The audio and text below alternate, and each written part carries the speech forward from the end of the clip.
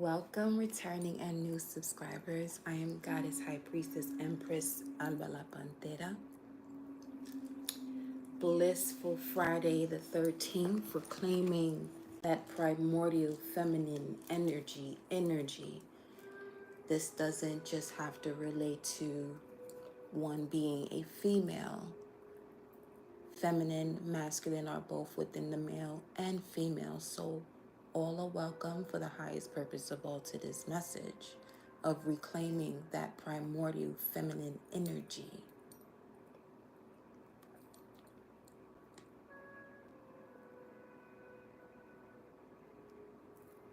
This will be the conclusion to the 9-9 portal playlist or series that is on this channel. So if you go over to the playlist, 9-9 portal, you'll be able to view the videos that the messages that have been channeled through as of the 9th of September, 9-9 portal. And closing it off today on this blissful Friday, Venus Day, the 13th. As I'm speaking to y'all right now, I'm looking at this incense and it's blowing in 3 directions. 3 portals are open, 3 ways of doing things, 3 doors, 3 avenues, 3 ways of doing something here, okay?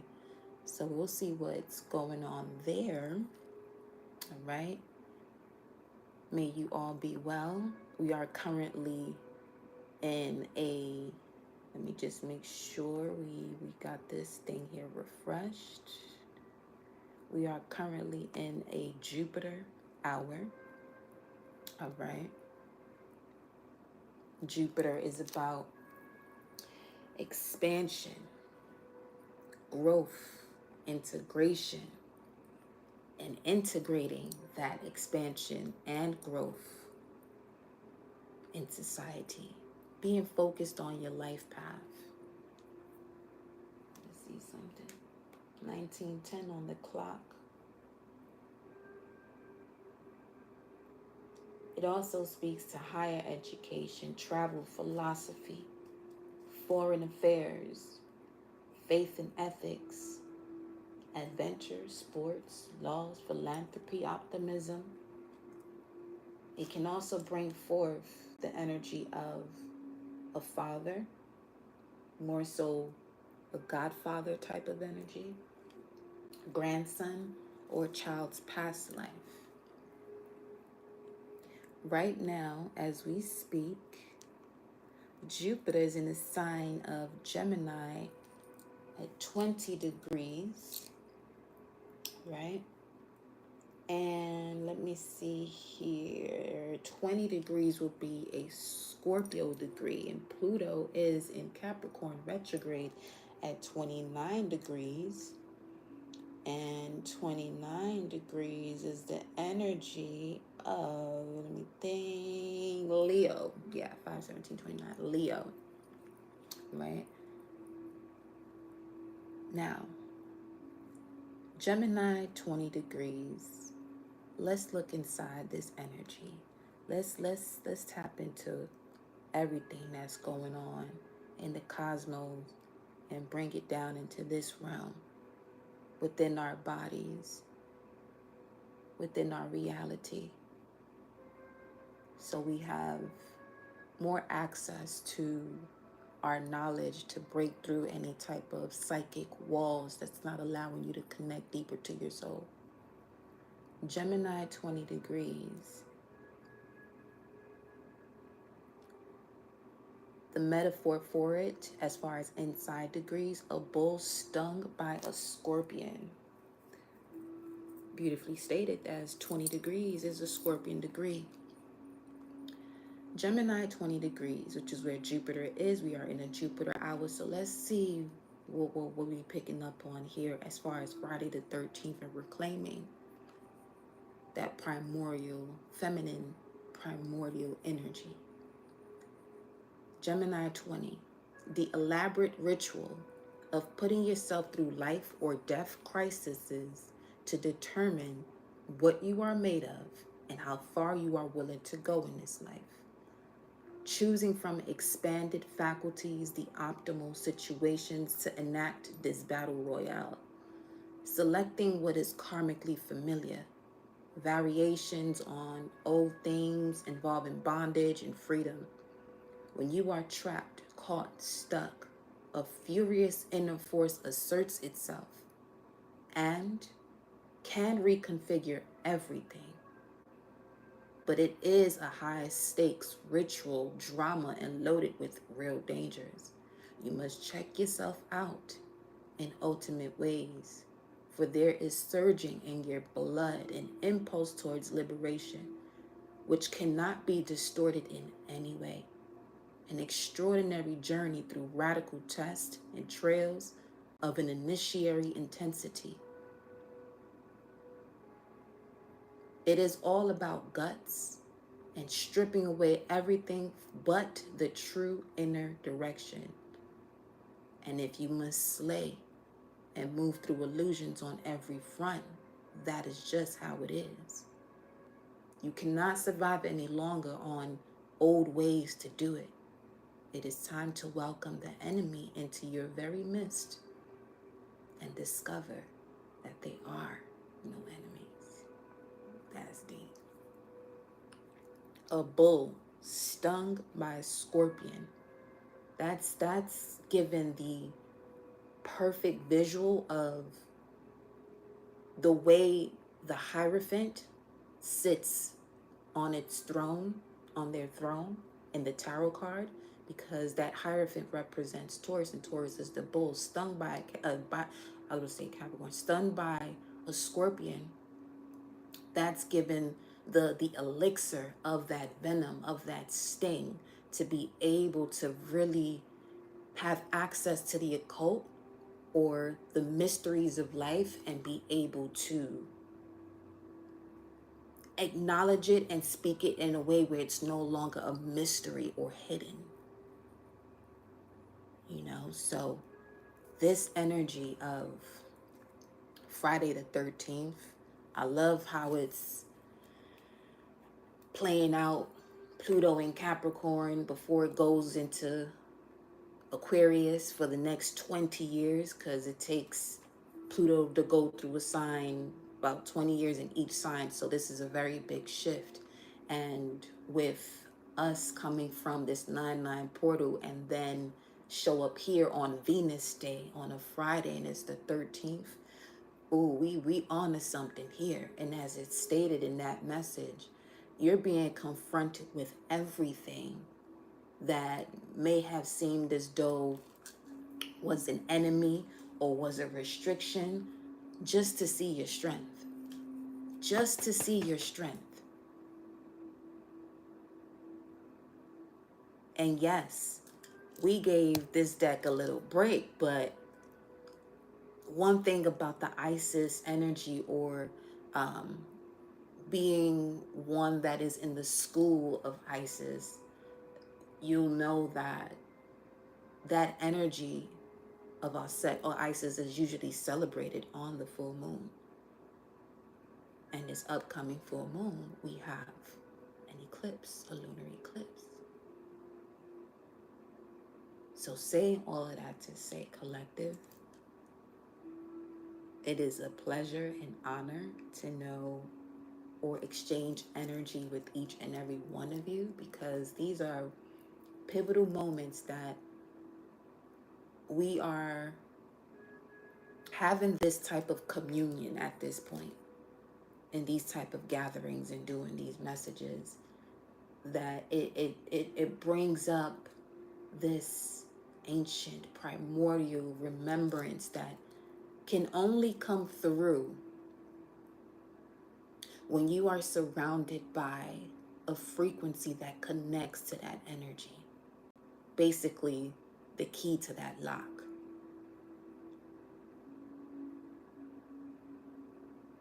My intention for each and every one of you, especially in this message right now, in connection to Source, is that whatever is stated, may all the messages come through for each and every one of you that unlocks these doors that are covered in cobwebs, but look at those cobwebs as the strings of the universe, stories that you haven't yet connected to, but they are a part of you. They are you. It just took for certain shifts, certain moments and periods of the art form, the illusion of time, to reconnect. And here you are. All praises due to the Most High.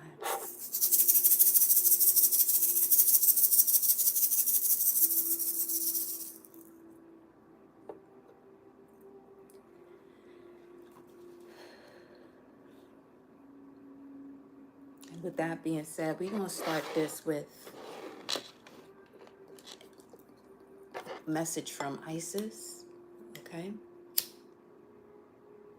Then we're going to go to the Divine Feminine Oracle deck here. Right now, this is what we have at the bottom of the deck. Spirit of Isis, the triumph of the goddess, and Akilanda, the goddess of never not broken. Never not broken.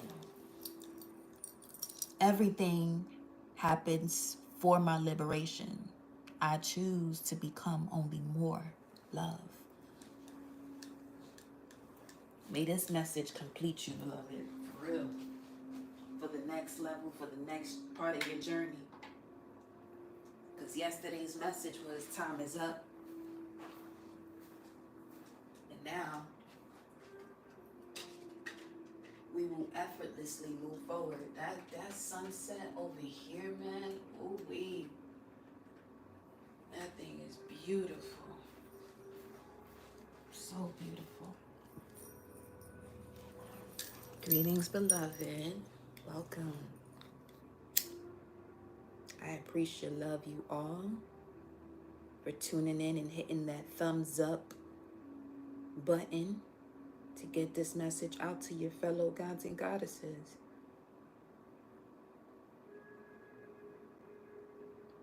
All right.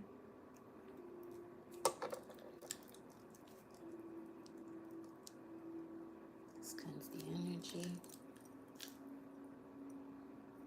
And let's get grooving with these messages. Let's get grooving with these messages.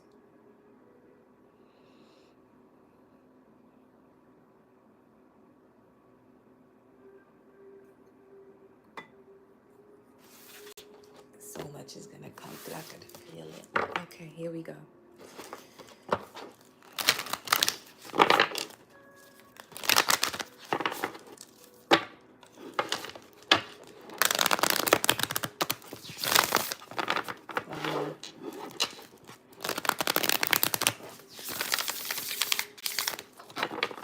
What message do you have for the collective, beloved?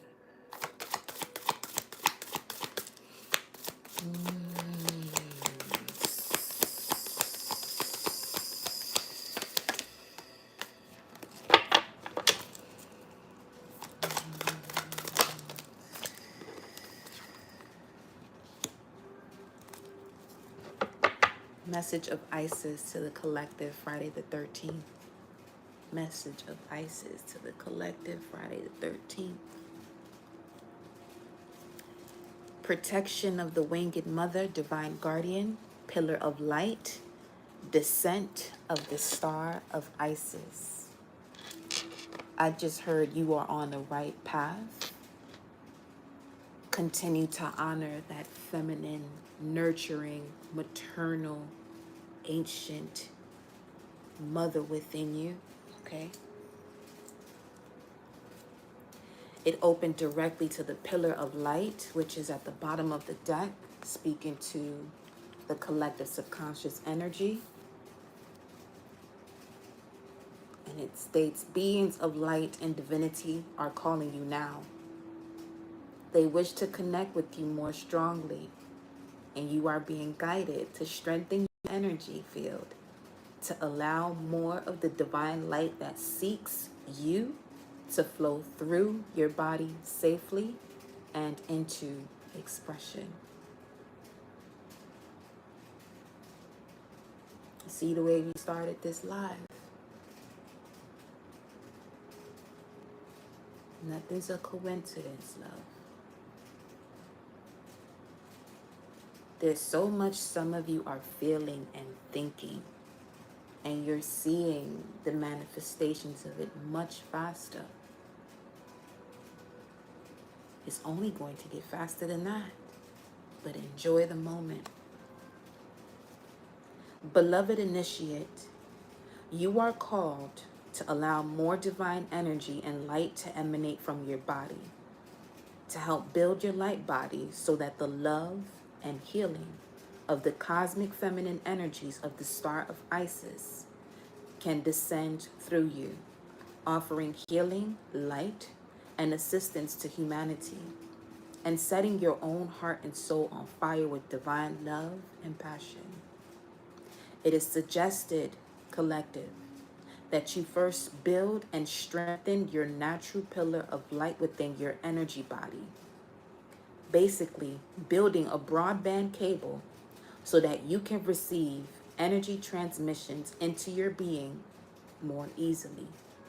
Without such preparation, it would be as though you are wanting to run a high voltage electricity. It would be as if you are wanting to run high voltage electricity through wires that were not equipped to handle it. Some fire and damage will occur, and the practice will not be safe or sensible. The pillar of light is the energy tube of pure white light that connects the soul star chakra above your head and the earth star chakra beneath your feet. Okay, so be very mindful. This message is not coming out for no reason. Right next to the divine guardian, protection of the winged mother, because y'all are seriously activated right now. Again, the pillar of light is the energy tube of pure white light that connects the soul star chakra above your head and the earth star chakra beneath your feet. The star of Isis will descend from above your soul star chakra, pouring in grace, light, and healing power, until it eventually flows as a river into your earth star chakra, blessing the earth through your body. The star of Isis, also known as Sirius, rests in a state of bliss, joy, and has a soul presence of heart, great strength, and stunning spiritual light. This is the consciousness seeking to manifest more fully in service through you now, beloved initiate. Now, all of this power is coming through, and what tends to activate it amongst humanity today is where someone tests you in terms of pissing you off, possibly. But what's being asked of you is to channel that same frequency and recognize the bliss, passion, and joy that is also connected to it. Obviously, when you're in a situation, and having to be mindful of yourself or protect yourself or defend yourself, it could be quite a challenge to switch it off. But you can do it. I would suggest, if it's not in the moment, this is what you would do, reflecting about the situation and allowing yourself to feel what was going on in that moment in terms of someone pissing you off or making you angry, and noticing that your body is going through a certain activation, a certain level of power that turns your face from a smile to a frown, to the point where you can literally physically react to a situation. But if you pause for a second and notice what's going on with your body at that point, rechannel that, tune into a higher vibration. You may even start to feel sorry for the person, because now you're tuning into a space where you would feel your authority of divine justice. What do I mean by that? Well, let's say if someone has disrespected you,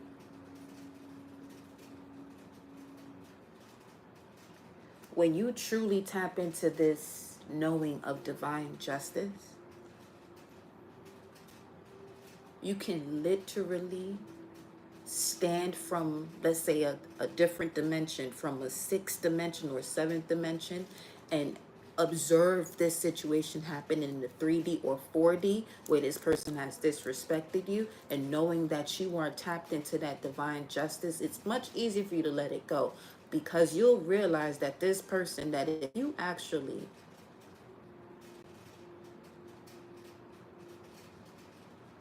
unleash in a way that they would have to feel what they were intending to make you feel, it would not be the same.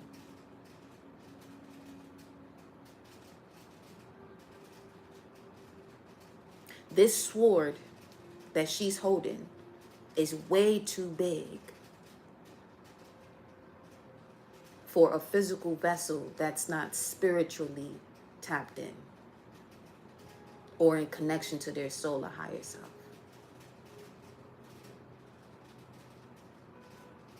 So it'll be easier to, you know what I'm saying?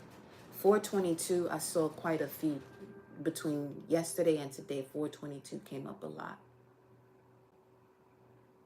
And it speaks to the ascended master number 22, the builder.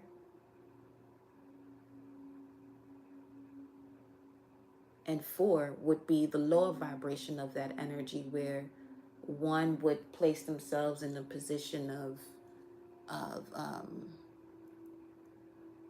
whatever has to get done doesn't get done, procrastination, or being overworked but not being productive. So right now, collective, all right, just know that the energy of your soul star chakra and your earth star chakra, soul star above your head, earth star below your feet, are activating at this point. So observe situations that you have already experienced, and you don't have to go through that experience again. Just observe it and move on.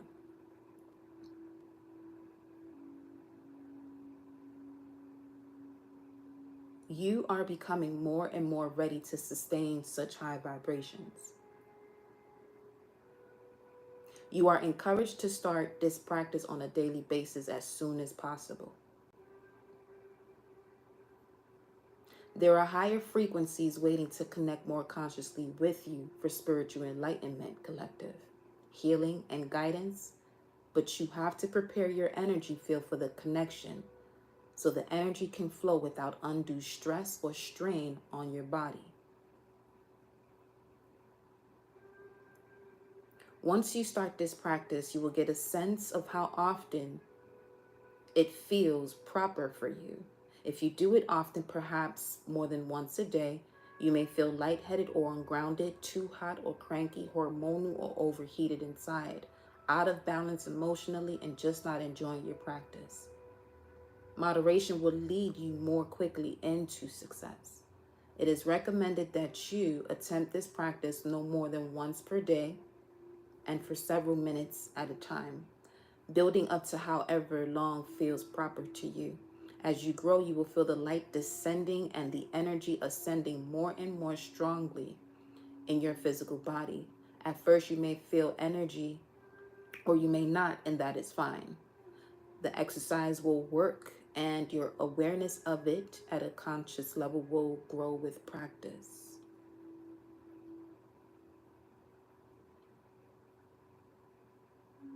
You will also find that you will become more or less, per se, a better internet connection as you continue with the practice, to practice your ability to be in a conscious communication with the spiritual guidance, to channel healing, and other spiritual activities such as meditation will be stronger, clearer, easier, and more powerful.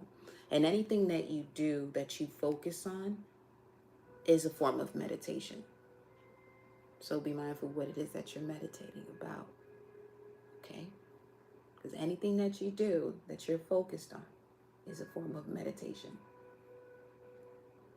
Remember to have mercy. If you are then using these abilities with others, they may not be used to the degree of electricity that is coming through you, and you want to facilitate facilitate good, not cause harm to the person you are helping.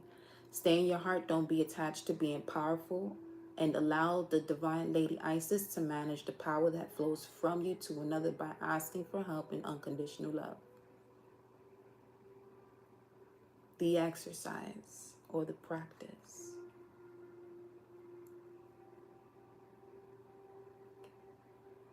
Pillar of light as the star of Isis descends. Rest quietly in a space where you will not be disturbed, and close your eyes. Imagine deep beneath you, in the earth, there is a ball of radiant light. It rises through your body, up through your body, connects with your heart, and then flows out through the top of your head until it reaches a ball of radiant light hovering above your head. The light above your head begins to flow down to your heart and continues on until it reaches the ball of light beneath your feet in the earth. Allow this pattern of light ascending from the earth to the heart and out through the crown, and descending from the crown to the heart and down into the earth to continue for several moments. Breathe easily as you intend this to happen. After a few moments, you become aware again of the light above your head, and this time of light beyond that. It glows and radiates great love.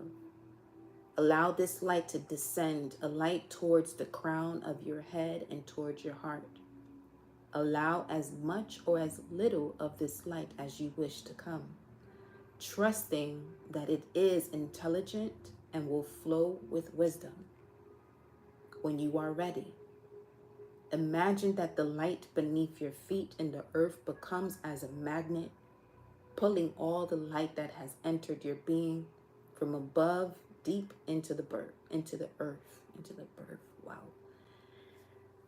Breathe into your heart, and when you are ready, just open your eyes.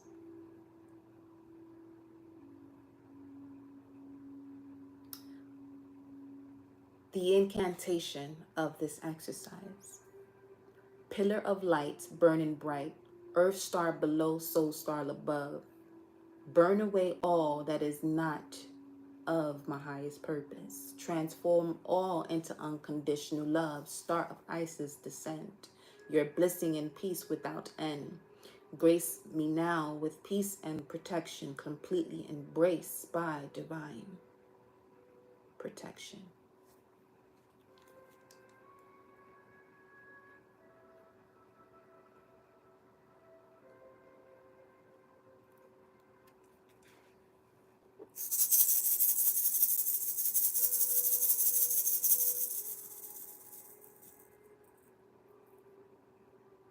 You are venturing through a time of significant spiritual growth and healing, collective. There are many changes occurring internally, and they will be reflected in your external world soon also. You are protected during these times by the love and strength of the winged mother, Lady Isis.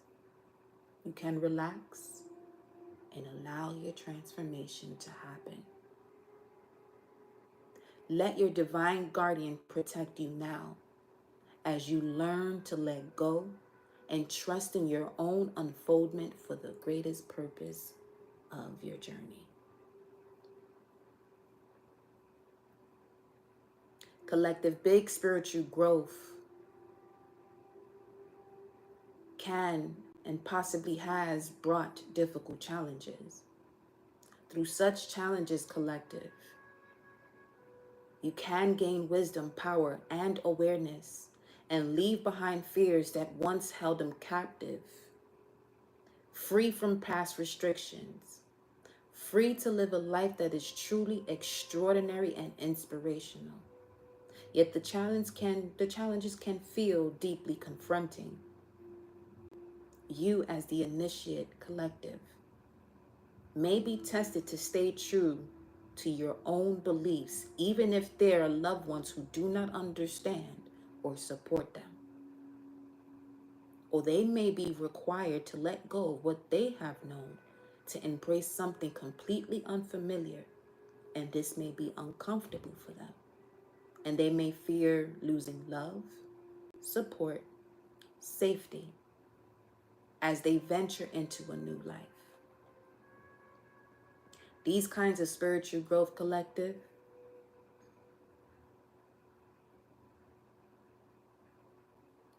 these kinds of spiritual growth opportunities are presented when you are ready for them, even though this readiness may not seem obvious.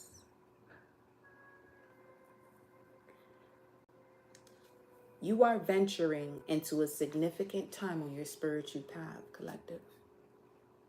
There is a process cooking within you, and which may be already mirrored in your outer life circumstances that are actually challenging you to grow. It might look as though an opportunity, or it might appear as a crisis. But no matter what the appearance, you are being guided to take the risk that intuitively feels proper for you and your journey, and have faith.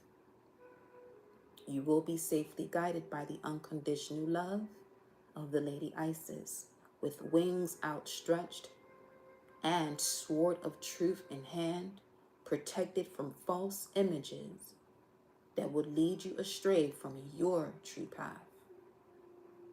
The Oracle of the Divine Guardian is a confirmation that you have been receiving impressions and inner nudges that are from your higher guidance, which has been helping you with situations that are currently unfolding in your life and will continue to do so. Your higher guidance is the highest version of you. Whether it fits in the 5th, 6th, 7th, 8th, 9th, 10th, 11th, 12th, 13th, it's the highest version of you. When we speak of higher self. Collective, you are spiritually speaking on the right track. No matter whether your life circumstances appear to be heading in one direction at one moment and then in a completely different direction the next moment, or whether you are feeling things a certain way in truth only to find that the next day they seem to be different, these are all just signs of growth into new consciousness. Life does not have to be fixed or even clear at all times in order for you to be safe. The Divine Guardian, Isis energy, is with you. All is well. If you have been worried, know that you are protected. Whether this is someone alive at this time or a being that has departed the physical world and returned to spirit, they are free from suffering, pain, and trauma now, and all is well. If there's someone that you know has transitioned, just know that all is well.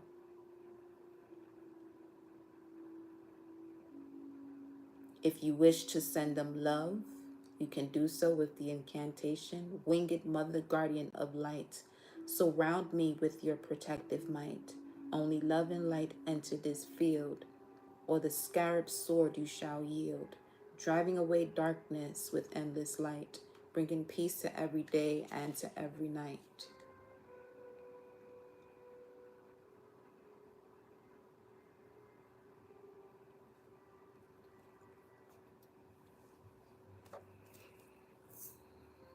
With that being said, let's get a little deeper into this message. Let's see where the collective is and the reason for these messages pulling through. Friday the 13th, reclaiming primordial feminine energy. One second, I'm grabbing some water.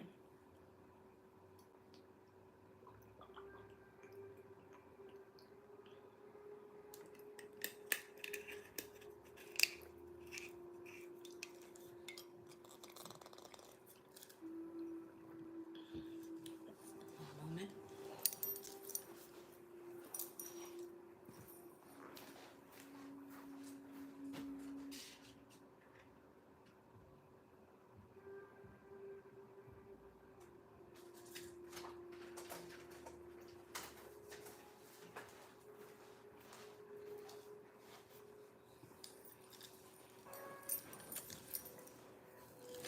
Let's see where the collective is.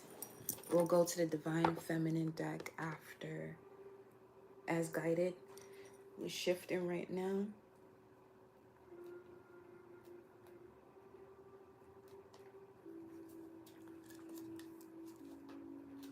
Let's see. What's the energy here of the collective?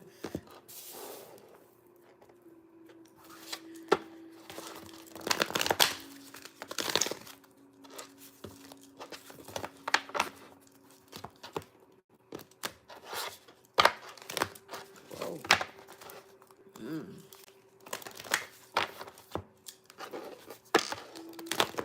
Something about don't rush the process, though. Don't rush the process doing too much at once. Don't rush the process. Reclaiming primordial feminine energy for the collective.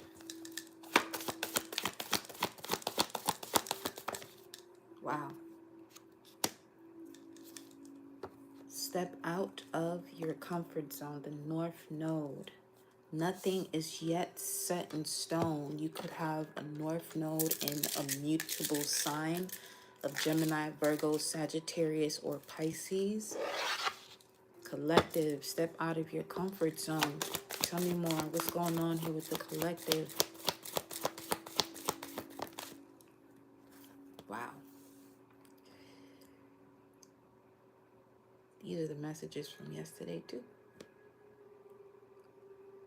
A personal issue reaches resolution when you step out your comfort zone.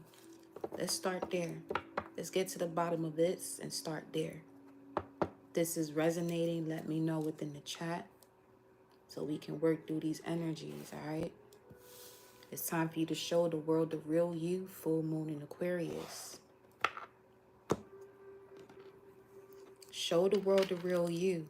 A personal issue will reach a resolution when you show the world the real you. Full moon in Cancer, full moon in Aquarius. Step out of your comfort zone.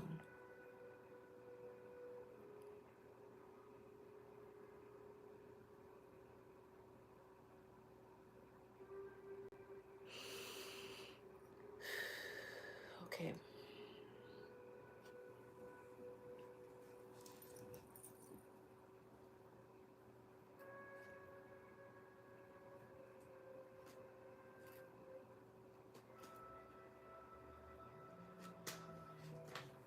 Let's see something here.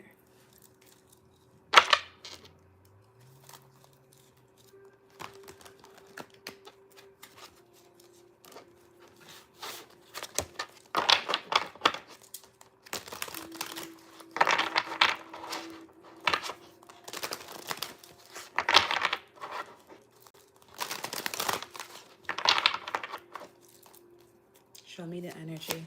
Fall where you desire. Okay. A personal issue reaches resolution. Number 36, when you reclaim your mind. Speaking of reclaiming primordial feminine energy. Reclaim your mind. Reclaim your imagination. Right side of the brain, feminine. You have number 36 here. Third eye, vision. Clear and activate. That's also a 9 with the 36, and you have 9 at the bottom of the deck. Clear and activate. Create a sacred space in order to reclaim your mind. For some of you, okay. You could have a North Node Gemini. You're realizing how much space is required for you to step out of your comfort zone because it's air, it's an air energy. Or you can have an air sign, Gemini, Libra, Aquarius, and Moon, Venus rising, where you're realizing how much space is required for you to step outside of your comfort zone. Or definitely an Aquarius energy here too. Showing the world the real you may have been an issue, okay, in terms of the challenges that you encounter along your spiritual growth, where it's not that, you know, you detach from everything and everyone, but if something is not conducive or it's not enough mental substance or stimulation to help you grow, you just wouldn't want to be around it.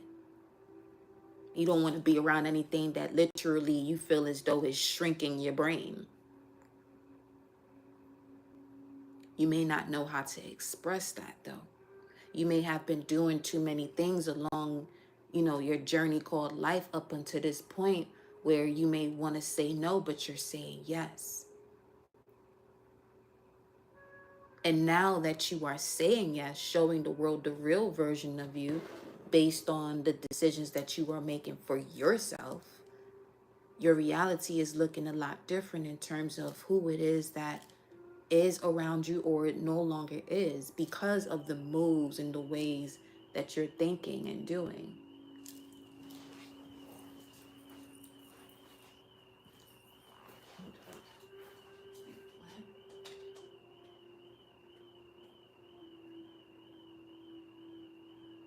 Someone told me that person would do that shit.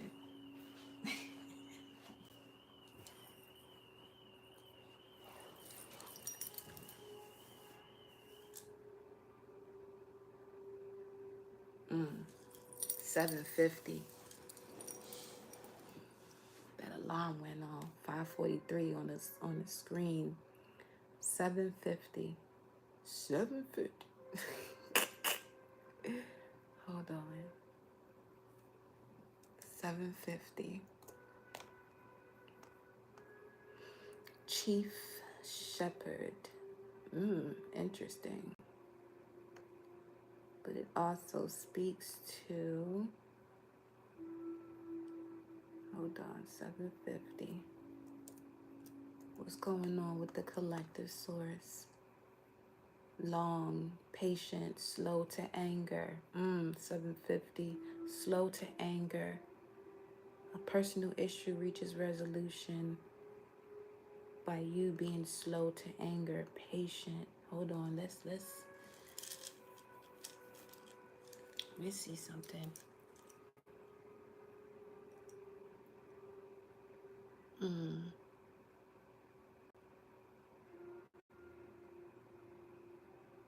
Yeah, that definitely ties into what we were stating earlier of seeing how strong you are in terms of the way you respond or when you used to react based on what approaches you with the intention to piss you off. Okay. Let me see. Step outside of your comfort zone. Step out of your comfort zone. You have shield your energy. Wow. Look beneath the surface. Shield your energy. 32, 36, 5, 9, 14. Patient, slow to anger. Patient, slow to anger. Look beneath the surface.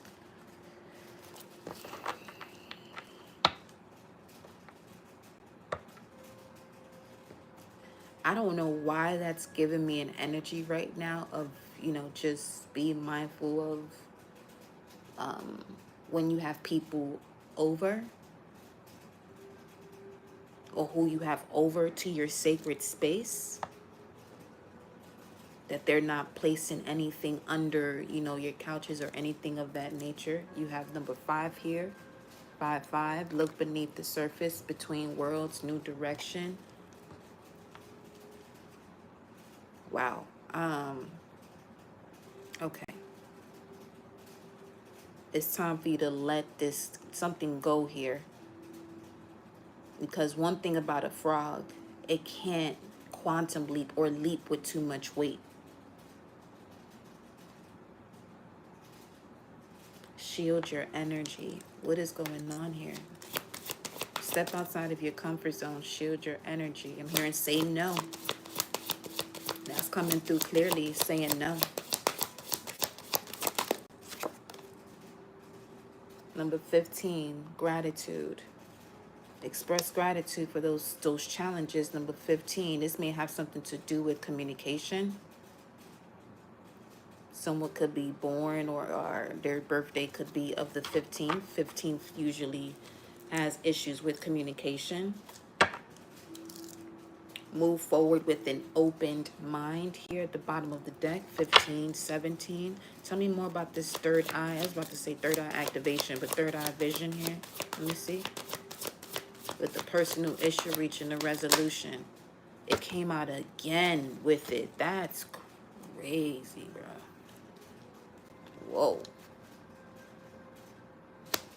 Clear and activate, create sacred space, awaken spirit, desire to... Someone wants to change someone's path.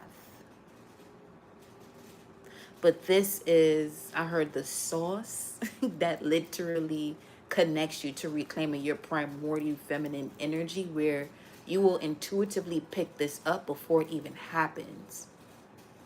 And this gives you reassurance that these intuitive nudges that are coming through are no joke. You can trust yourself more now. So some of you could be presented with something where you're receiving your own confirmation about, you know, basically being your own oracle and seeing things come to life, seeing it before it happens and seeing it actually happen.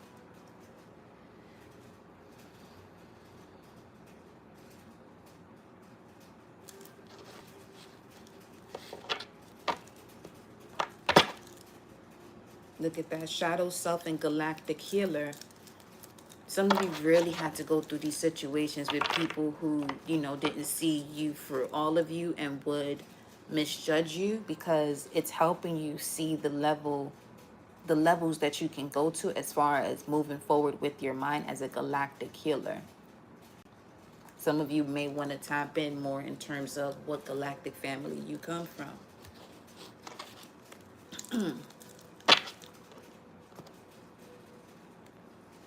Let's go.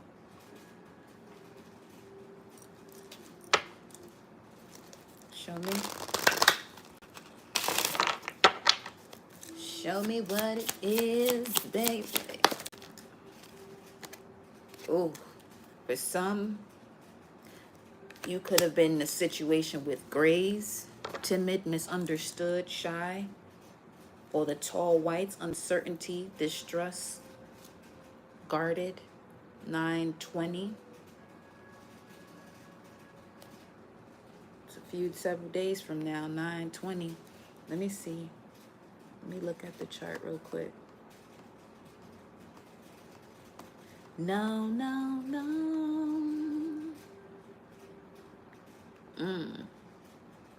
Shit. That makes sense. 920. The sun in Virgo, 28 degrees, will be in an opposition to Neptune and Pisces at 28 degrees. Beware of distorted perception of your reality and lack of motivation and drive. Brings forth a big ability to deceive here. Shield your energy. Stepping out of your comfort zone is a way of shielding your energy. Going into your north node, following your north star, focusing on your purpose is going to shield you from these deceptive energies right now. I'm hearing stand firm in what it is that you came here to do. You know what you came here to do. Do it. Don't second guess yourself. Yeah, more protection energy coming through here. 935 pentagram. Harmony, protection, idealism, and reptilians at the bottom of the fucking deck. And then that matches 17 with this galactic healer. So with that being said, some of you, by me showing you this right now, you know exactly who you are. You've been receiving a lot of inner nudges, either through your YouTube feed, your Instagram feed, of seeing these random videos. They're not random really. It's just you and that piece of technology that's in your hand called a phone has similar qualities that you have within yourself to connect. And now it's showing you more of who you are.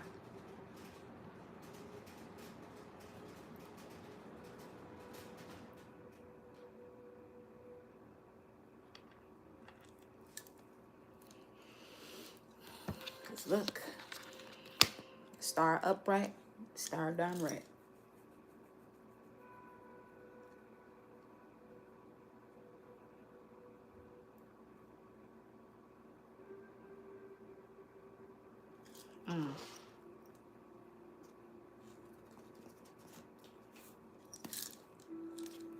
Show me this. Hold up.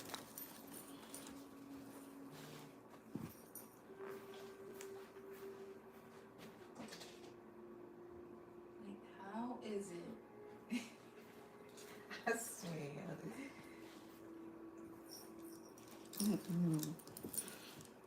Hold on, let me get... Oh, man. So here's why I'm going on that way right now. Because I'm sensing this portal opening, right? Where it's cute though, it's adorable. Where there's something that's been around you for some time. It might have piqued your interest. Or you may have wondered, I wonder who this person is or what do they do? But they've been around the entire time, and there's always eye contact, but there's never a conversation. But there's something about this full moon eclipse that is literally opening the gates of communication.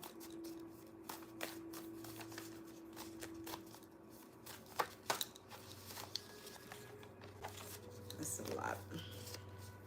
Hold on.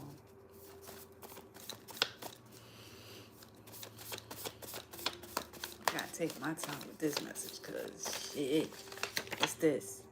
You could be part of the gateway family, the family that anchors. What does that mean? What am I speaking to? I'm speaking to galactic signatures. If you are a yellow seed, you are the zone of the innocent. If you are a red moon galactic signature, you're the zone of the healer. If you are the white wizard, as stated, you are the zone of the wizard. And if you are blue storm in galactic signature, you are in the zone of the world changer. Now,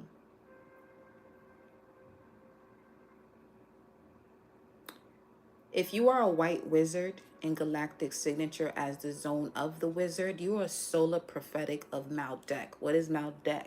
It's the planet that is now the asteroid belt that used to be in between Mars and Jupiter. As a solar prophetic, you can literally sense through your gut what is going to happen next. You can see it clearly through your gut. You can see through your gut. 555 on the screen. Okay. You can see through your gut. Let me see what's going on here, because I'm feeling as though that's who this galactic healer energy is.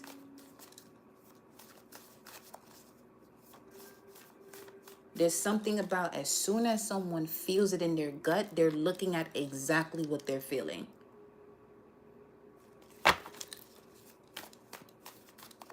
That's also 88. right here.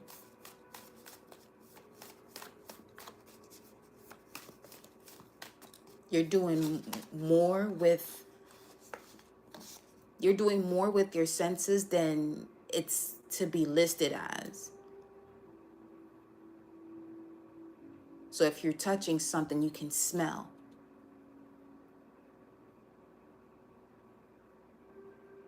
Even if something doesn't have a scent. If you're touching it, obviously the touch does bring forth a lot of different connections to your other senses. But let's say if you're touching something and it doesn't create a sound, you can hear it. That's what I mean about your different senses being activated. You have this rune of Kenaz, which speaks to an opening. It has to do with knowledge, craft, tradition, being able to control fire, hearth. You could have, yeah, if this has to do with the different types of, the archetypes of different witches, you could be a hearth witch. So Aries, 8th house, you can have an Aries 8th house. This speaks to the student surpassing the teacher. The torch has been passed to you. Female occult secrets. The torch has been passed to you of female occult secrets.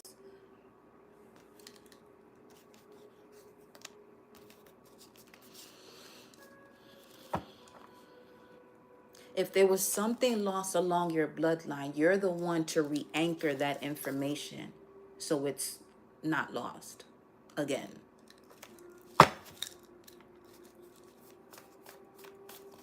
You're the one to re-anchor the situation, which is why you encounter a lot of other predators. They want to make you their prey, but that's not the way you're set up. You're literally set up for them to see you, you know, to trigger the essence of the predator that you have within you, but to heal, to assist, or if it's time, you know, to get the work and get be 10 toes down and get the business, give somebody the business, then that'll happen too. But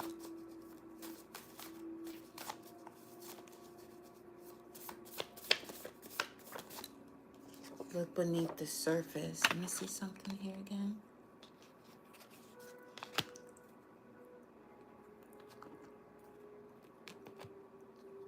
Create sacred space.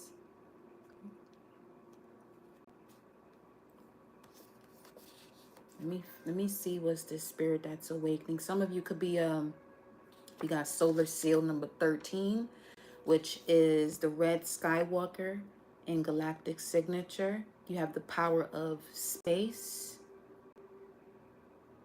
So you could have the element of air through your chart very strongly. Let's see here. Actions are to explore the essence of wakefulness, planet Mars, and chakra solar plexus. There goes that. This is the zone of the prophet, the red Skywalker. Look up your galactic signature so you can know more about yourself. As far as today galactic signature, it is the yellow electric star, is it? Let me see. Let's make sure.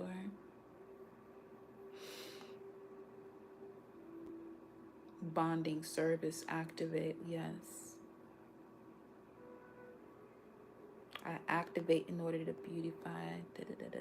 Bonding art. I seal the store of elegance. I am guided by the power of free will. Electric tone of service. Kin 68.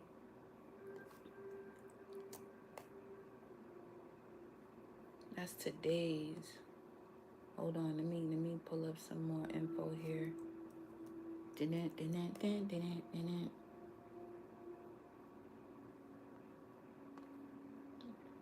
As the yellow star, which is today's energy, you are a star seed. You contain the holographic seed packet of your evolution into the mind of light and the energy that directs you toward wholeness. This resonance offers an expanded view of the larger self and new ways of perceiving reality.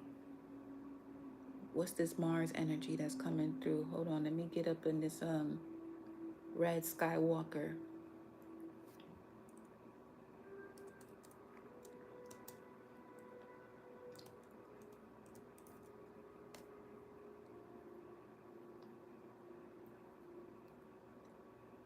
As a red Skywalker, you have the capacity to be a pillar.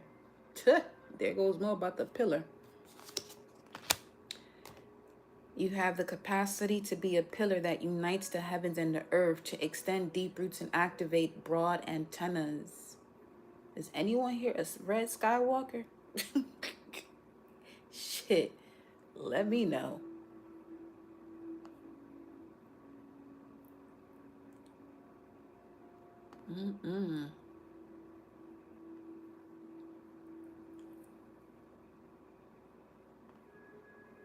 Hold on, let me see.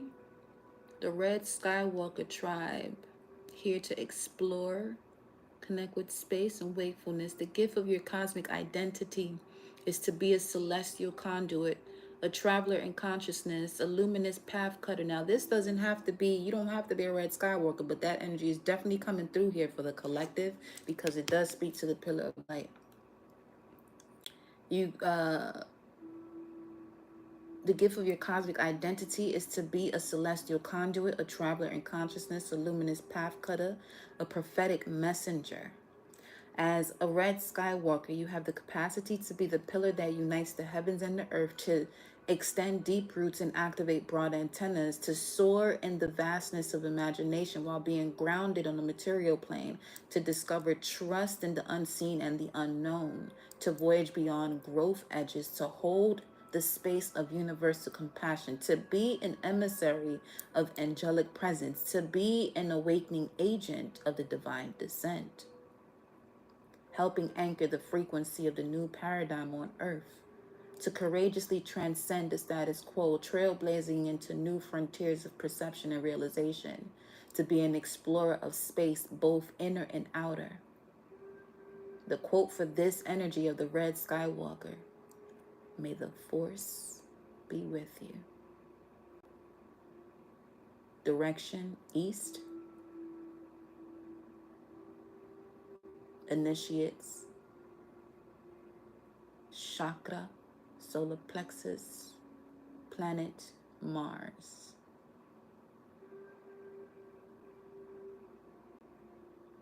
Wow. So,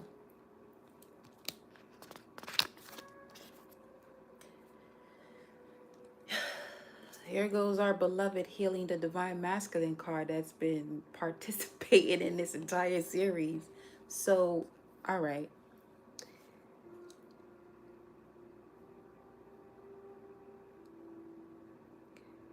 Because that message came out earlier in regards to, just being you, and you may have people that are close to you who do not understand you while you're on this path of spiritual growth, it's given a strong energy of Set and Osiris, or any type of celestial or deity energy that has an opposing energy to it. So, for Friday the 13th, from now moving forward, reclaiming your primordial feminine energy, it's having to do with you being able to see who the actual quote unquote enemy is, when it's just a reflection of the shadow self.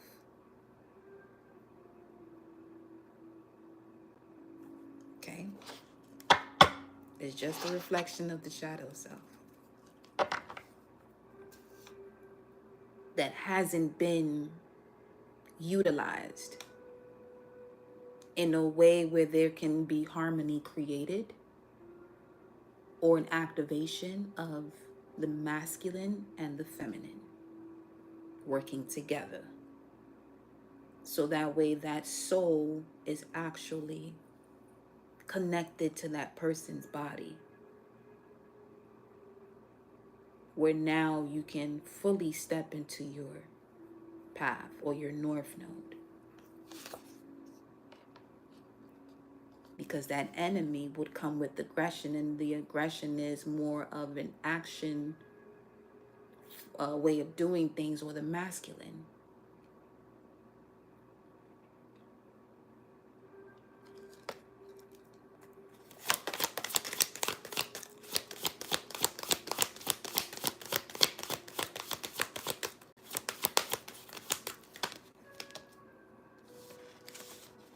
Okay. Wow. 14 and 24. This card always reminds me of Kobe. No lie. The past is in the present. Like codes, travel awaits you. The past is in the present. Travel awaits you. Light codes. And again, with this mind's eye activation, reclaiming your mind by recognizing what of the past is in the present. Remember what I was telling you about when these situations come with people attempting to piss you off, and you can see it from a higher vibration or from a higher dimension, literally just this way. And write it off on some present yourself with your just due by seeing it exactly for what it is. It's a small part of the journey. It's not the end all be all. I want to see what this is though. I definitely want to see what this is.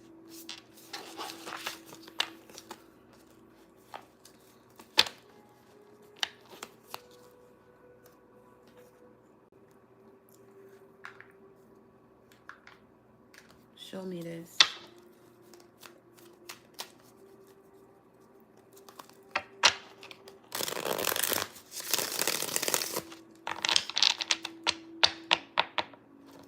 They say it's this one. Okay.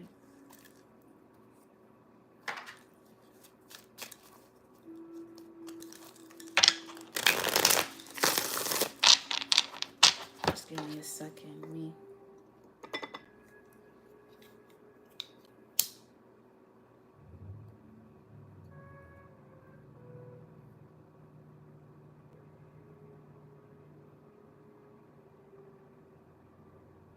The past is in the present.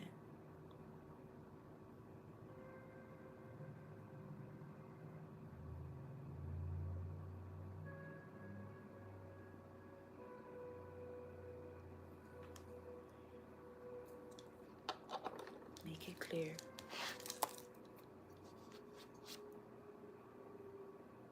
The past is in the present.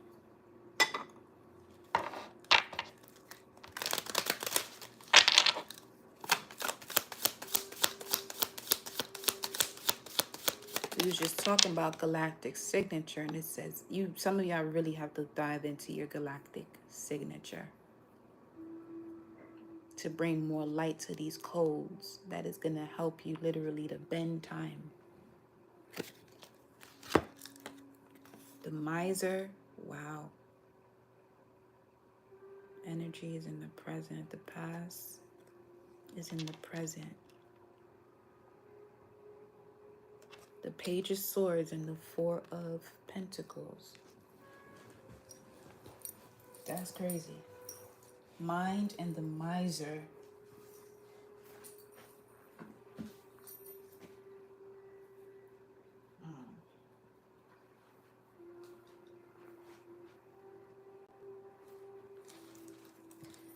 Now, oh my God. Obviously, you could hear that misery loves company verbiage come through there with that. The past is in the present.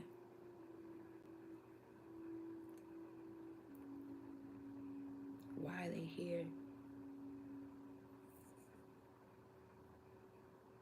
It's actually helping you reactivate your mental powers.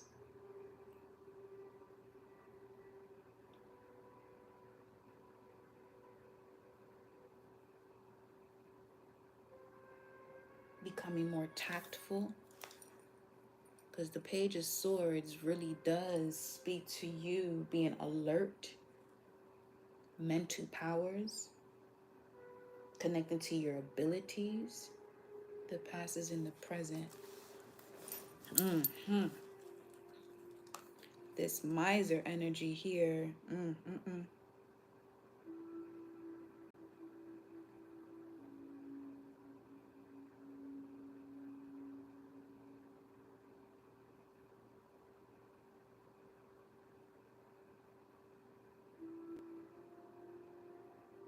The mind is meant to be a servant.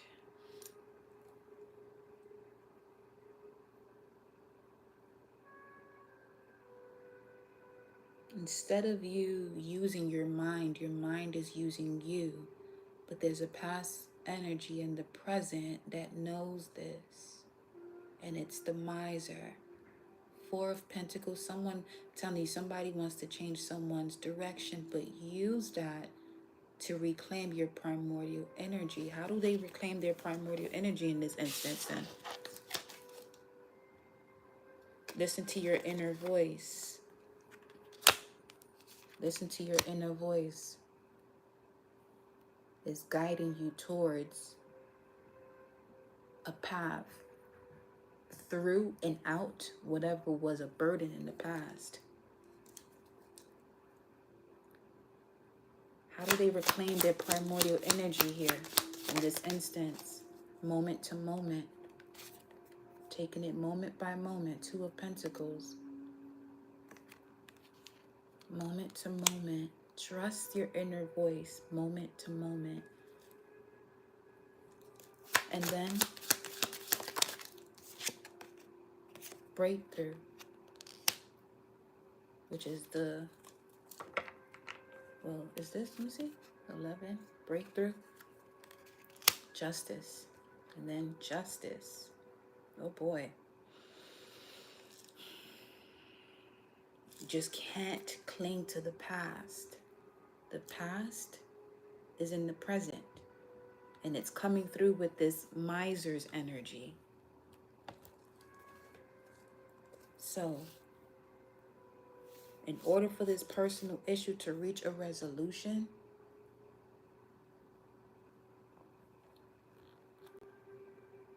gotta release the past. You know that already. But what about this past situation? We have to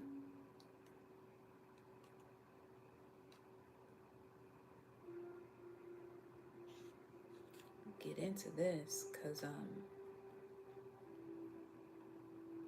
the way it's coming through right now, notice how the pace is in the way I'm reading this message, because something has been blocked or hidden for a very long time. It's as if unwrapping a gift piece by piece instead of just tearing up the paper.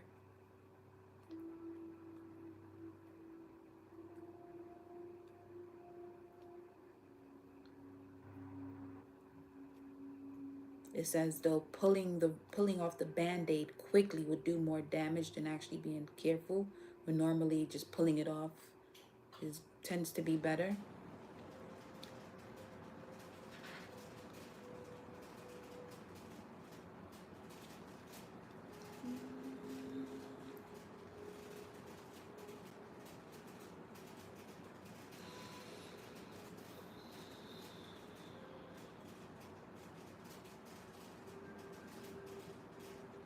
Butterfly stages.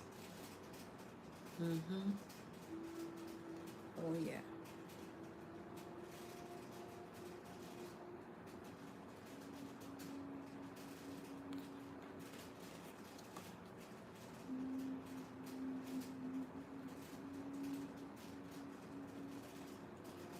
Yo.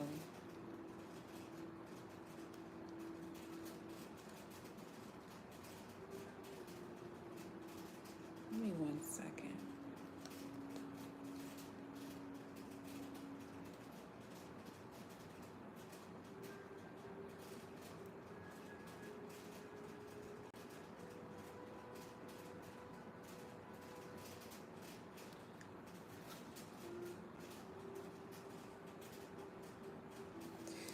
The miser is someone who creates a fortress around oneself and clinging to all the possessions that one thinks are treasures. This woman has accumulated so much stuff with which to adorn herself, including the feathers and furs of living creatures, that she has made herself ugly in the effort. You're being challenged to look at what you are clinging to and what you feel you possess that is so valuable it needs to be protected by a fortress. It needn't be a big bank balance or a box full of jewels. It could be something as simple as sharing our time with a friend or taking the risk of expressing our love to another. As a well that is sealed up and becomes stagnant from disuse, our treasures become tarnished and worthless as we refuse to share them. Whatever you're holding on to, remember that you can't take it with you. Loosen your grip and feel the freedom and expansiveness sharing can bring. They're showing me somebody that just stuffed things under beds and couches and saying that they're going to get back to it later, and that's creating stagnant energy. Something as simple as that.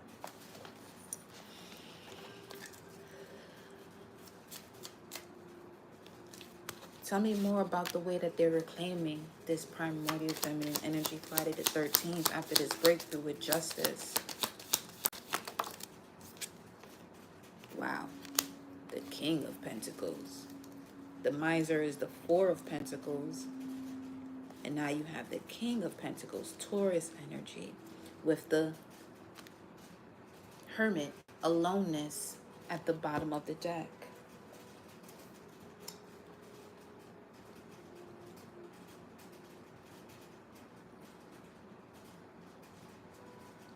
You may require some time alone to recalibrate yourself and have a deep connection with self about your self-worth.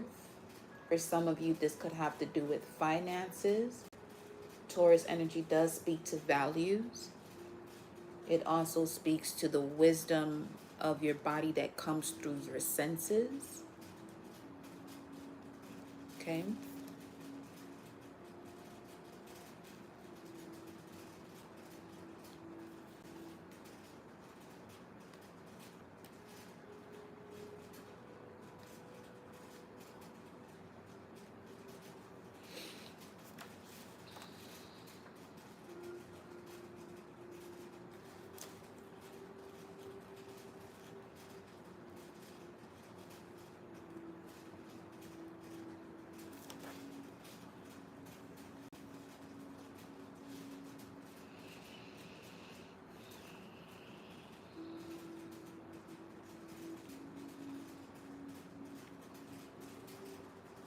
Let's see here.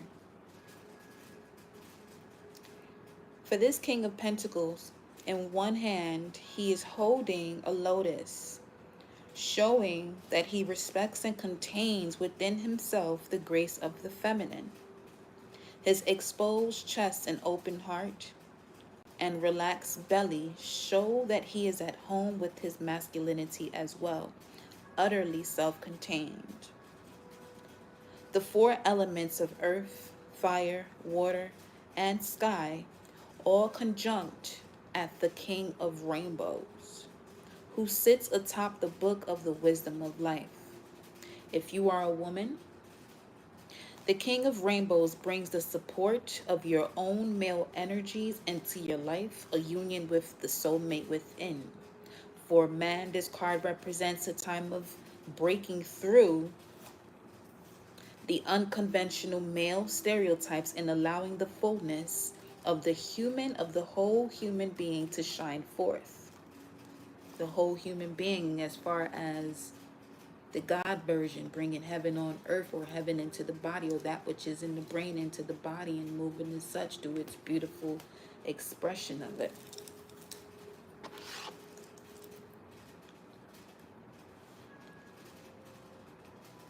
So when it comes to reclaiming this primordial feminine energy, it's what we've been stating since the ninth, really. There has to be a merge between the divine masculine, left brain, and right brain, to the point it becomes a sphere or a ball. No halves. It's just whole. Which now, in that sense, yeah, that would definitely put you to in a state where you can easily access your abilities of a higher dimension much easier. Light codes.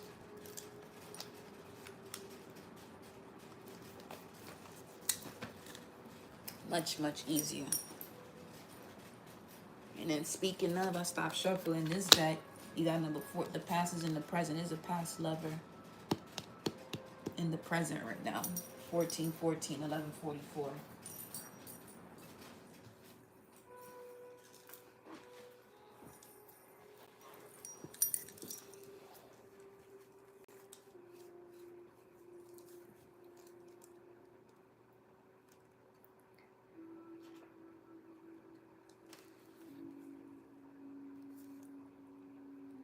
It's time for you to expose what has been hidden.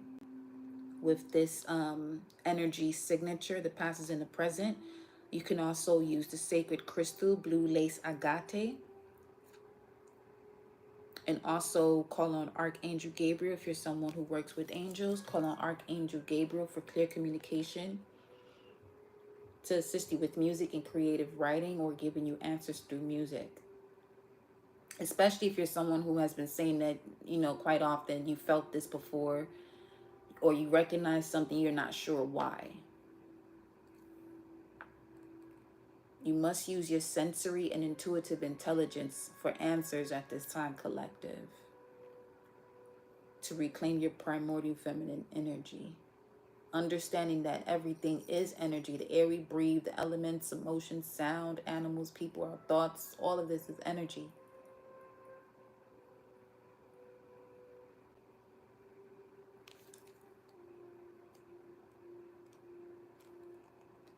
As far as the light codes and travel awaiting you, collective, share your mission and ideas with passion.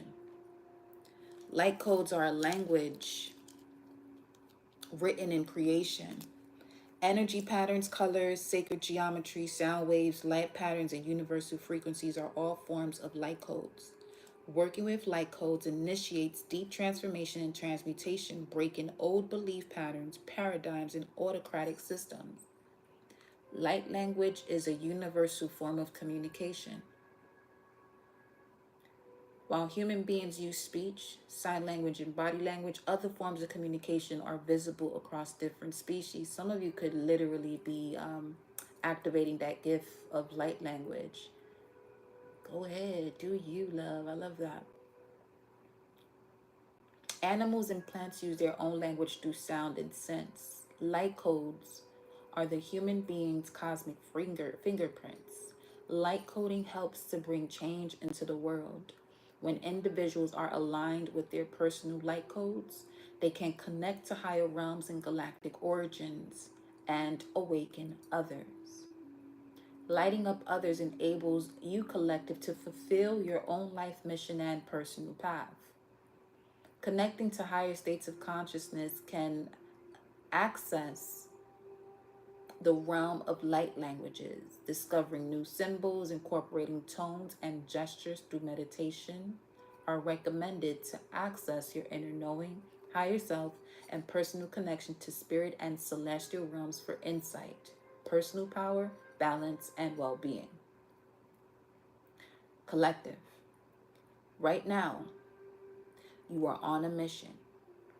Humanitarian efforts, becoming earth conscious, and choosing how you contribute to humanity and the planet is a focus now. A change in dietary habits, incorporating a more meat-free approach to your body, will leave you feeling lighter and proactive about your physical contribution.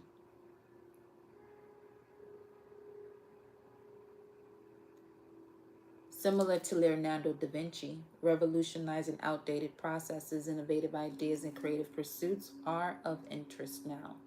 Use your special talents and share your passion to inspire others to awaken their personal gifts and passions with purpose.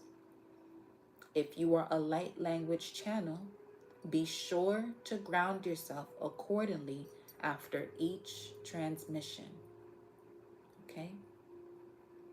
You could connect with the Lemurian seed crystal to help you with light codes and light language and grounding yourself after each transmission.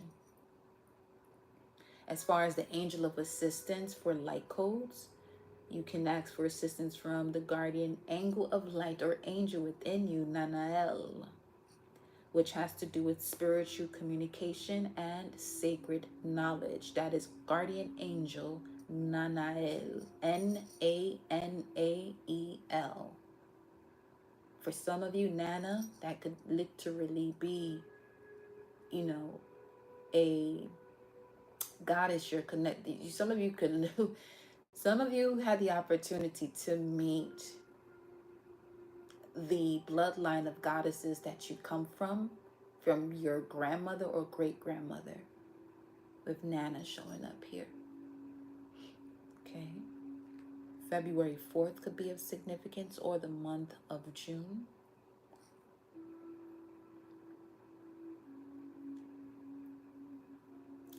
Okay.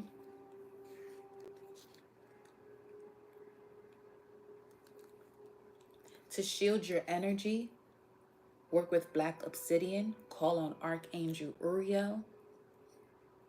Shay, I love that, because that makes so much more sense as far as why the energy is moving this way. Because divine justice is happening as we speak. For any of you that are tuning into this message right now.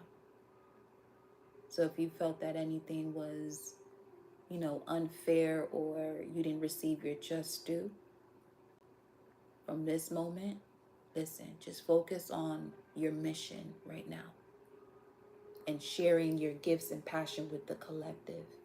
Anything else that you may have felt as though has gone against you, remember, Sekhmet's out here on the job, okay?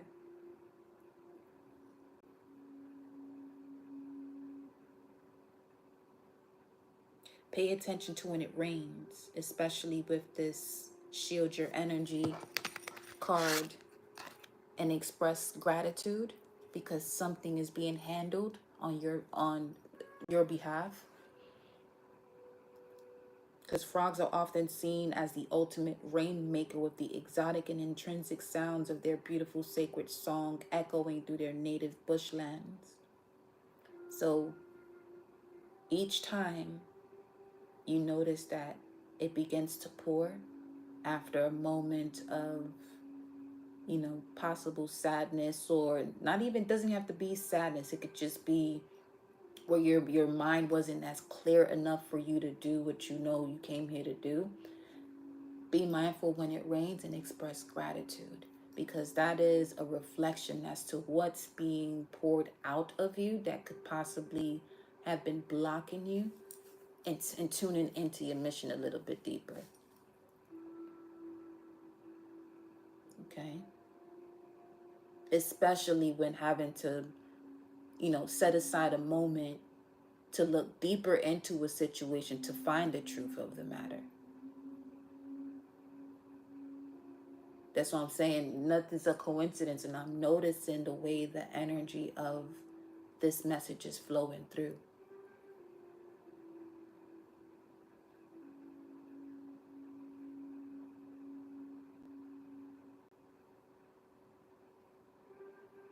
Connecting more with nature is going to give you plenty of answers, but you have to open that door to receive it. Fully open that door to receive it. The answers that come to you through nature. Well, if it's cloudy, it rains, Because now what I'm getting is that some of you may have been connected to this ideology of, those that are controlling it. If that's happening, you can use that as well. You can utilize nature from what it is that you're seeing, what's going on, throughout the collective. Not saying you all, but just, through social media, whatever the case may be, where you're hearing or seeing different videos of people controlling the weather and all this other stuff. Well, use that information to show you, well, shit, if that's happening, if they're doing that, let me use it for me then. Well, now, okay, if I have to release this situation, once it rains, I know everything that I had to do. We are at that process. We're at that stage. We can really let it go. You don't have to wait for that moment, but just know that that's a form of assisting you as a point of reflection. As within, so without that, as it rains, you are also releasing that energy from your system too. Giving it right back to source, because source can do more with it than you will ever be able to within this physical human vessel.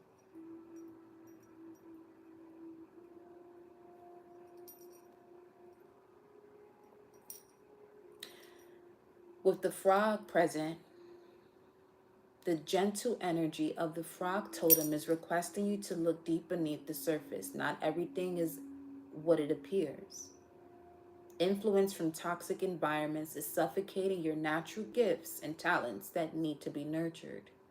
You require a healthy, supportive, and loving environment for you to grow and thrive as an individual. And you know what, too? For some of you, you may have already shifted from these environments. But also keep in mind that as you shift out of these environments, let's say, you decide to move out of state, out of the country, or just away from the area or people you used to be around, allow yourself, give your body, your mind, and your spirit in connection to your soul, give it the process to release all of that. Because this would be a representation of, okay, you just finished going through this war. Now it's time for you to heal. Because some of you have been attempting to do the healing process in these toxic environments. And you did do something. Don't get it twisted. You did what you had to do to heal. But now the true healing, when you're in your own space, don't feel discouraged that, once you're in your space, you're noticing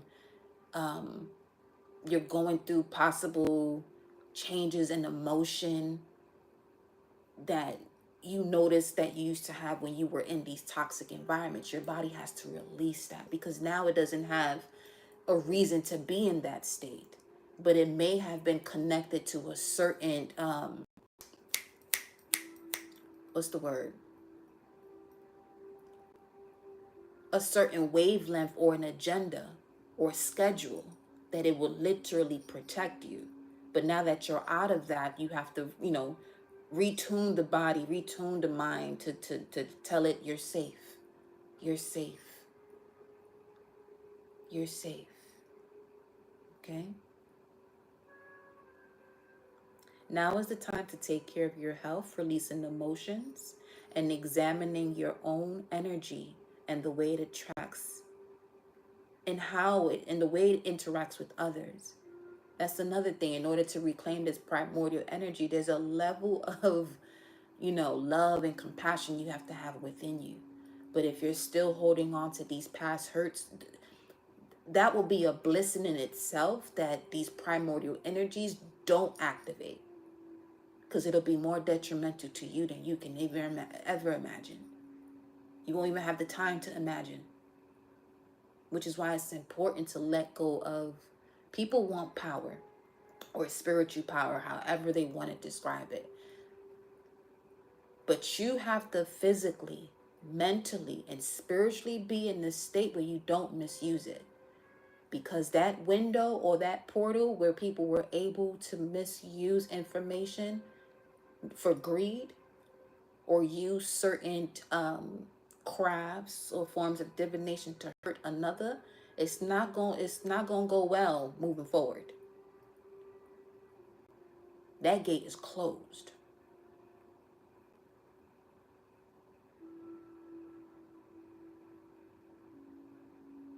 It's on some literally having the mind and heart of a saint with this certain type of power that people want going on this spiritual path, and noticing the way divination works. So much so that you're able to shield your energy to protect another person from not fucking with you, because they will fuck around and find out.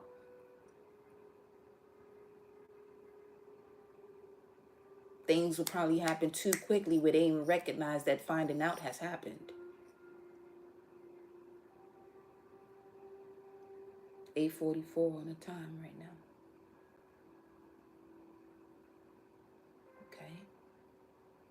So some of you, again, with this pillar of light energy that came through here, this is why it's important to heal the divine masculine, to not become so aggressive with it. Not saying don't speak for yourself when you have to. Nah, say what you have to say. But also use discernment. Because some of you, your voice is as strong as lightning and thunder. That literally from the sky straight to the ground. Your words are that powerful. Your thoughts are that powerful. The way you feel is that powerful.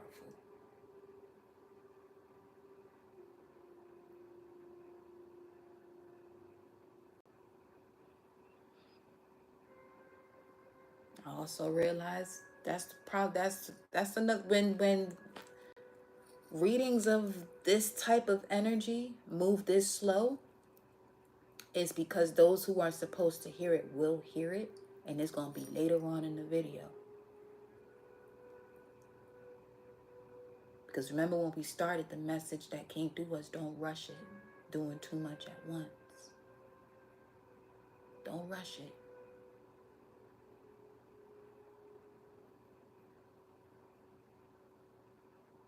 Enjoy and savor every moment of the now throughout the process. Slow it down that much, where in doing so, you'll even find yourself breathing slower, taking fuller exhales and inhales. And in doing that, what you're doing now, $6.99 on the screen, extending, expanding your life. Because shit, what if you have a certain number of heartbeats? And if it speeds up, and if it doesn't have to do with love, you lose beats. But if it's speeding up because of love, you gain beats. Hey.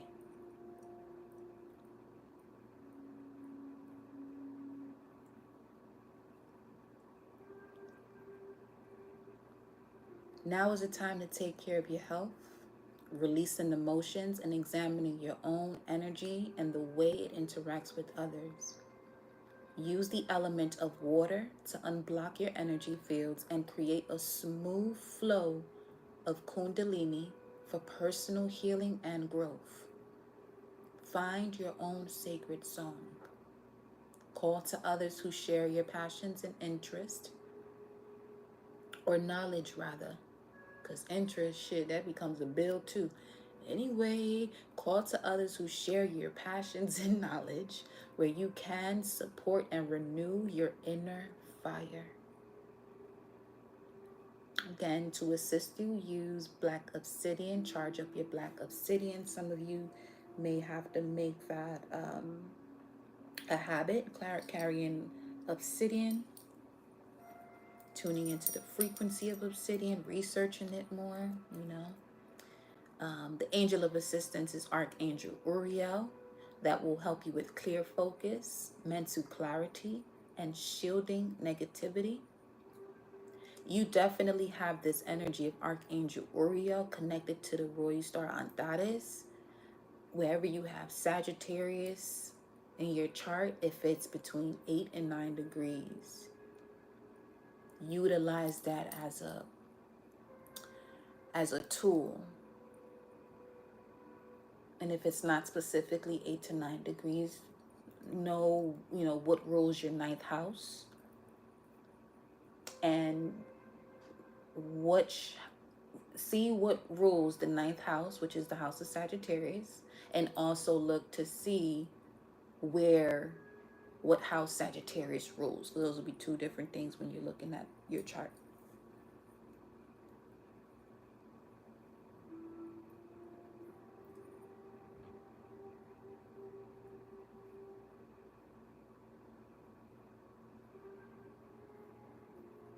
Okay.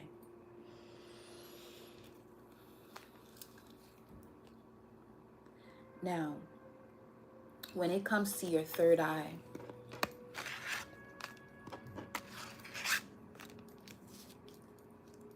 we're going to look at these two together because it's definitely giving the same energy as above, so below.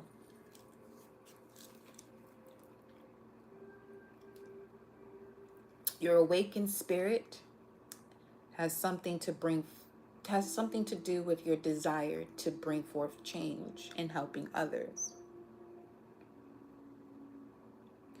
Because you have traveled down the rabbit hole and you're not in a position to go back to what you knew before. You are forever changed by your new experiences. New information and experiences will change you at your very core, and it has, collective. You have become more enlightened with sacred connection, resulting in physical, spiritual, and emotional changes. For this awakening of the spirit, you can work with selenite. And you can work with the guardian angel Peniel, Peniel. It's given the energy of pineal. And it assists with understanding difficult situations and life lessons. Because right now, collective, your spirit seeks freedom. Confined by restrictive interactions and outdated ideals, it's important for y'all to understand the connection between your physical body and the spiritual self. With your third eye vision, reclaiming your mind, liberating your vulnerability. We already know where it's located, along the brow line. Okay.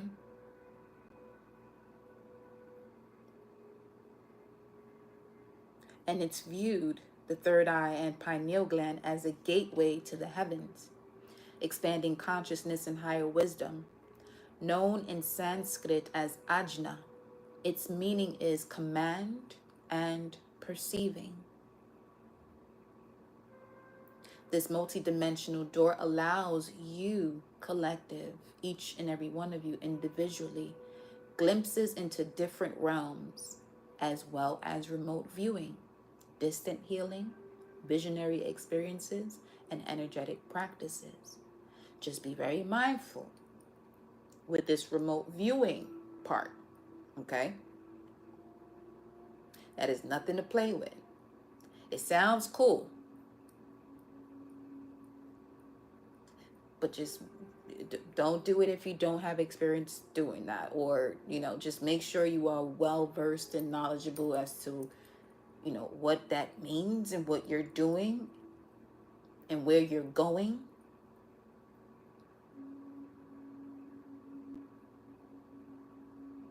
Because it's not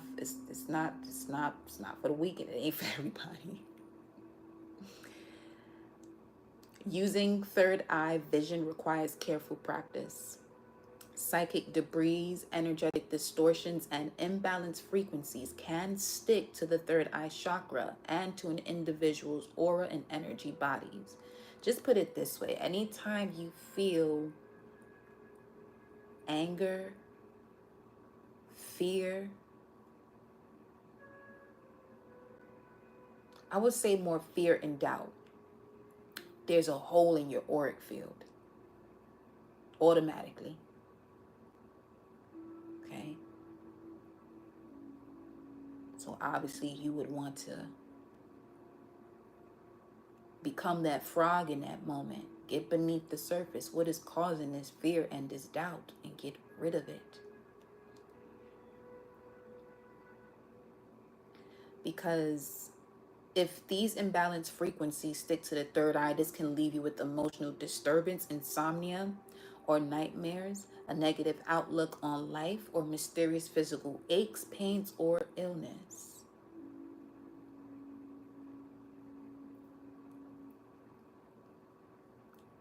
And that's leading me to saying this part now. Okay. As you see this, you begin to want to assist those that you love that could possibly be going through, emotional disturbances or even illnesses. But it will take them to let go of certain traditions, belief systems, to energetically break out of, you know, the reality that they're connected to, that's bringing forth these emotional disturbances that unfortunately lead to illnesses. For some of you, that could be a part where, stepping outside of your comfort zone of wanting to help people around you. The best way to do that is by you leading by example through your actions, because talking to them is not going to be enough. And unfortunately for some, through your actions, that may not be enough either. But don't blame yourself for, someone else's shortcomings.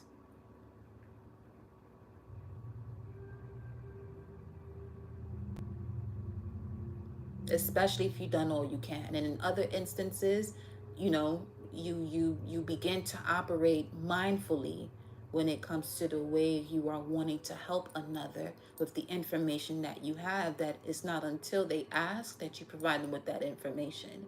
So you're not giving advice to someone who doesn't even want to hear what you have to say.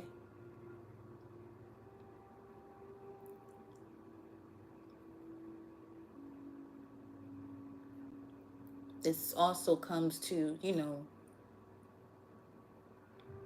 knowing your truth, trusting your gut, because if someone does decide to come along and want to ask you for information and advice, you'll be able to discern, you know what I'm saying, if this is someone that you should be giving the information to.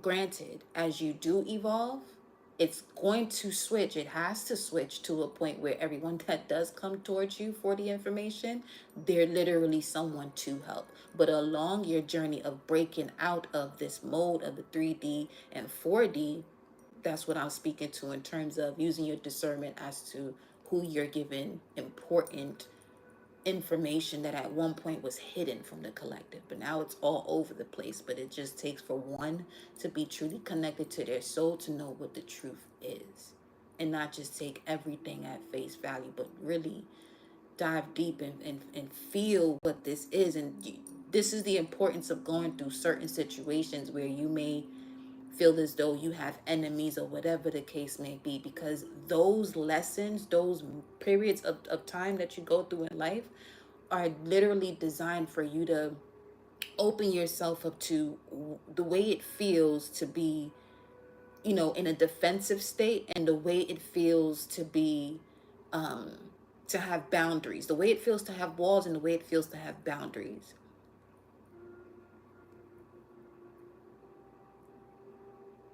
So now when you come across this information, it may not seem as though that they're in the same department in terms of feeling the difference and knowing the difference of the walls and the boundaries. That when you see information, you can see a truth, or you can see something that still keeps the veil or the blindfold over your eyes. Or if someone wants to get connected to a Mandela effect, where they're just going with what is happening or changing now. Because There's certain, yeah, obviously change is inevitable, but when it comes to what something is, it is just that. Instead of getting caught up, well, more so in the butterfly effect of this is what it was at one point, and now they're switching it. But there's so much 6111 on the screen. There's so much going on that no one even recognized the change, and it seems as though that what's there right now is actually the truth. Something as Curious George. At one point, that little monkey had a tail. Then all of a sudden, where his tail go?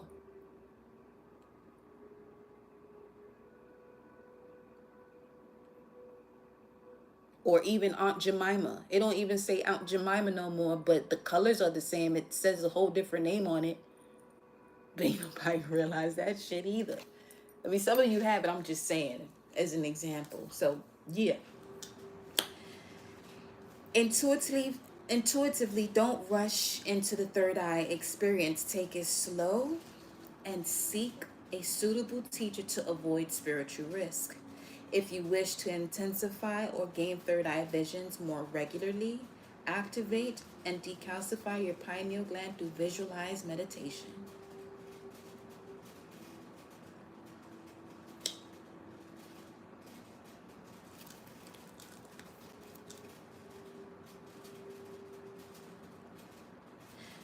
With this awakening of your spirit and your desire to change, it may appear this way where you are growing impatient with materialistic people, social media, and news programs continually highlighting the world's imbalance in peace and harmony. Now, that's another way of reclaiming your primordial feminine energy, or just your primordial power. Some of you have to disconnect from people who you tend to have conversations with. You don't watch the news, but you still have these type of people around you. Or you may still converse with them.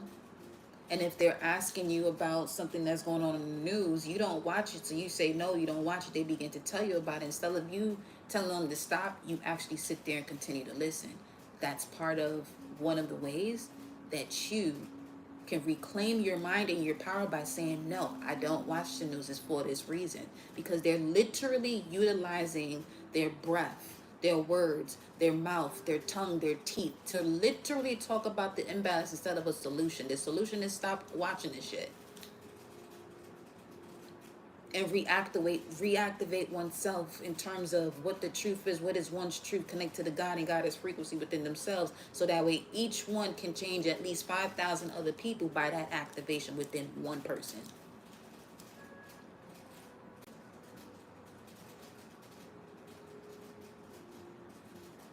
Feel me?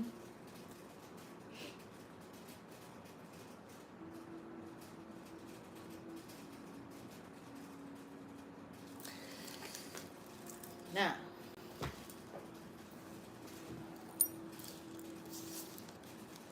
step out of your comfort zone. A personal issue reaches resolution. Bada bing, bada boom, baby. Okay.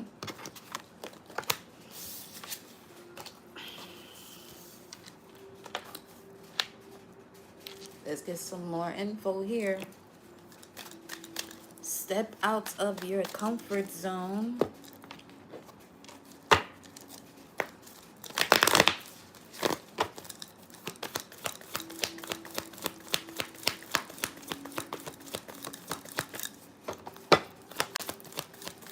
This reading was definitely a slow burn. I love it.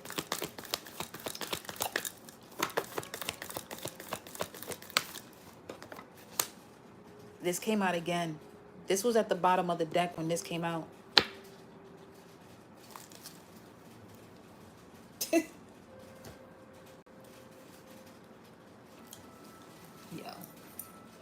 Give me 1 second, y'all. I'll be right back.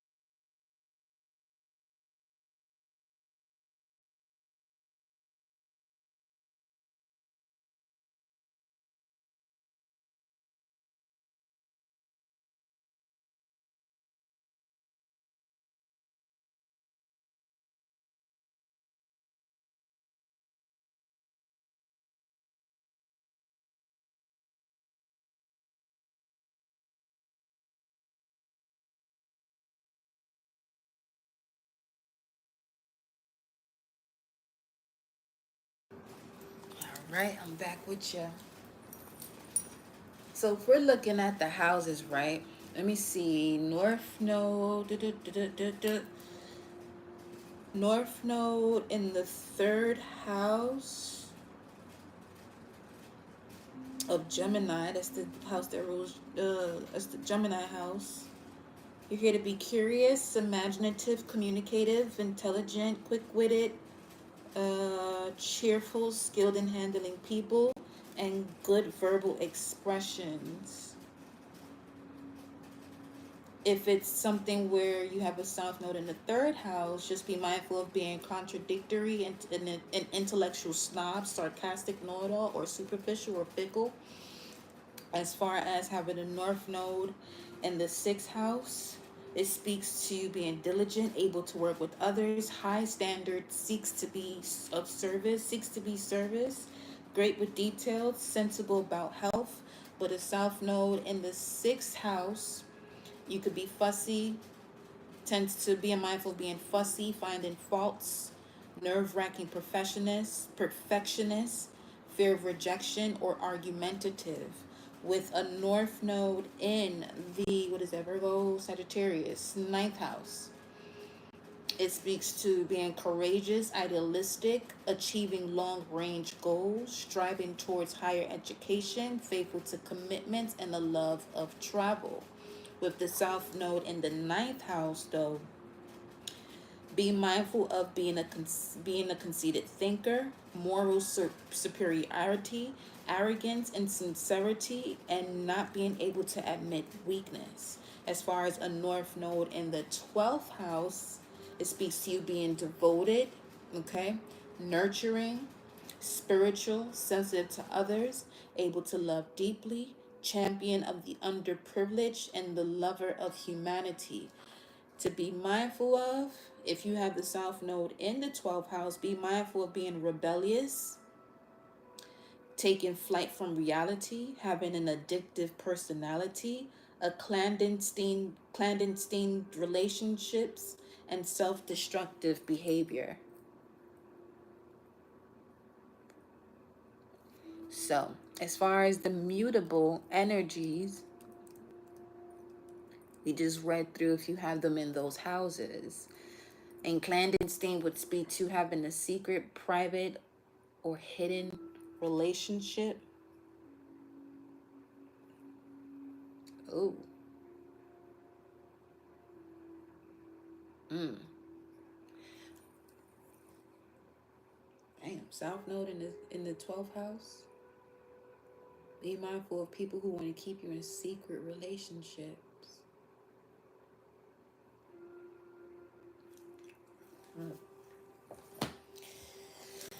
Yeah, we're not gonna get into that.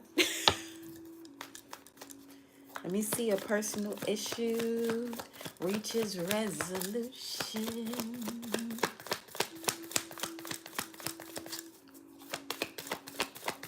Personal issue reaches resolution. Balance spirituality and practicality. Full moon in Pisces. Some of you could definitely have a north node in the 12th or south node in the 12th. But yeah. Balance spirituality and practicality for there to be a resolution to this personal issue. What do you need to release under that? You have the conclusions are within reach. Yeah, literally full moon eclipse. What do you need to release? Emotions are running high. Okay, what do you need to release? Have faith in your dreams. Whatever is preventing you from having faith in your dreams, and whatever's stopping you from being bold and making your move the way you want to make your moves. Okay. Okay. Uh-huh. Ahora. Now, show me step out of the comfort zone here for the collective. Greetings and gratitude to each and every one of you in the chat. Ashe. Oh, two of coins. Step out of your comfort zone. I'm hearing you'll be able to handle more than one thing. Justice. Wow. What is this about? Two of Pentacles. I just heard just do. Something, it's been a long time. They shouldn't have left you. Three of Coins, but you about to receive some form of assistance here to get you out of this energy of not feeling supported. But you have to step out of your comfort zone. What is justice? The Seven of Coins. That's the Nine of Coins all together. You focus. You have to trust you. Stepping out of your comfort zone is trusting you and doing things the way you want to do it. You got to do it the way you want to do it. 7-11.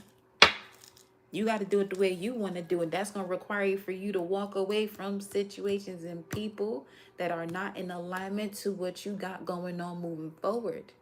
And that is okay. They'll learn later on down the line as to why you're doing what you're doing by you doing what you got to do, and it show up for itself. You ain't got to explain to them what you about to do. Let what you do speak for itself. But some of you going to have to walk away here from. The only reason why there's a connection is because there's some other substances that doesn't even bring forth, you know what I'm saying, abundance to anybody. It might feel as though it's fun for a moment, but that's just a moment. What about longevity?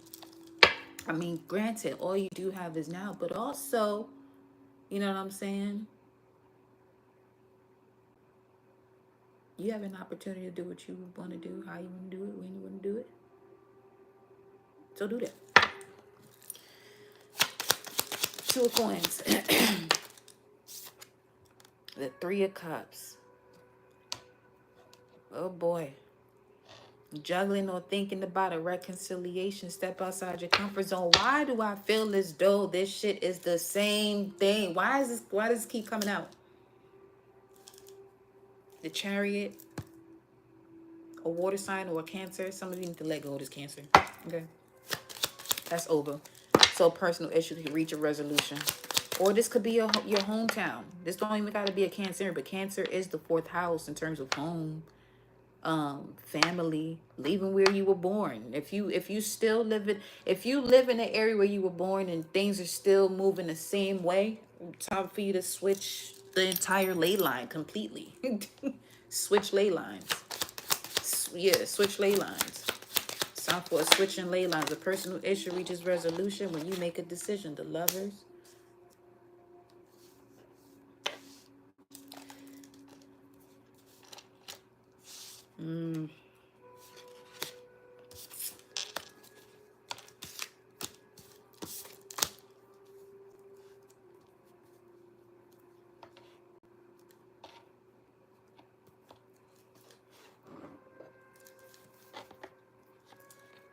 Something about this right eye. Something about a Taurus too. Okay. Yeah, the King of Cups. Scorpio energy here. All right. A personal issue reaches resolution. What's this decision with the Lovers card? Eight of Stop.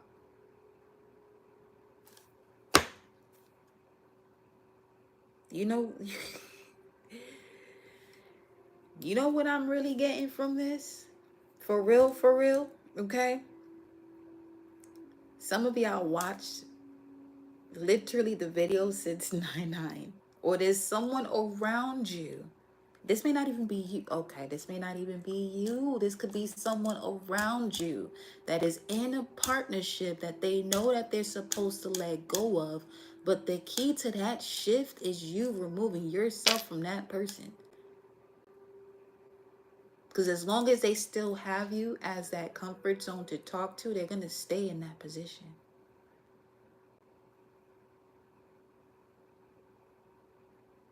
Because this message is too frequent at this point. It's just yesterday's message, the message from the day before that has something similar.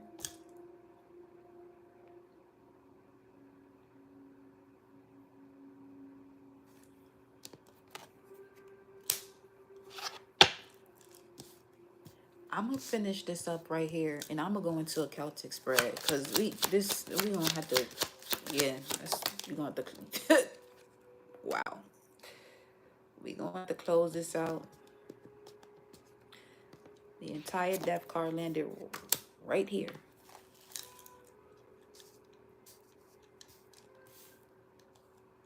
There's a lot of similar cards here.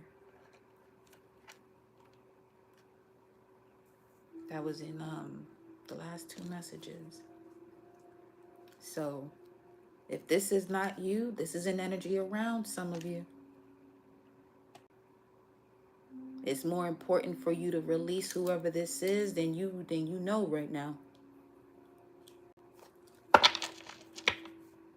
Or the thought of a person that you know of. I don't know. The Magician here, Mercury energy. Let's see, nothing is yet set in stone. Four of Swords. Yeah, that's Jupiter and Libra. So this is definitely something outside of you. This is a partnership outside of you. This may not even, this situation that keeps coming up may not even be you for some of you here. This could be someone around you that you know you have to, nothing is yet set in stone. However, it's important for you to put something, for you to put this situation to rest. Look at that, the World card. Somebody could be Aries, Taurus energy here. What's this? Nothing is yet set in stone. Look at this, the Three of Pentacles.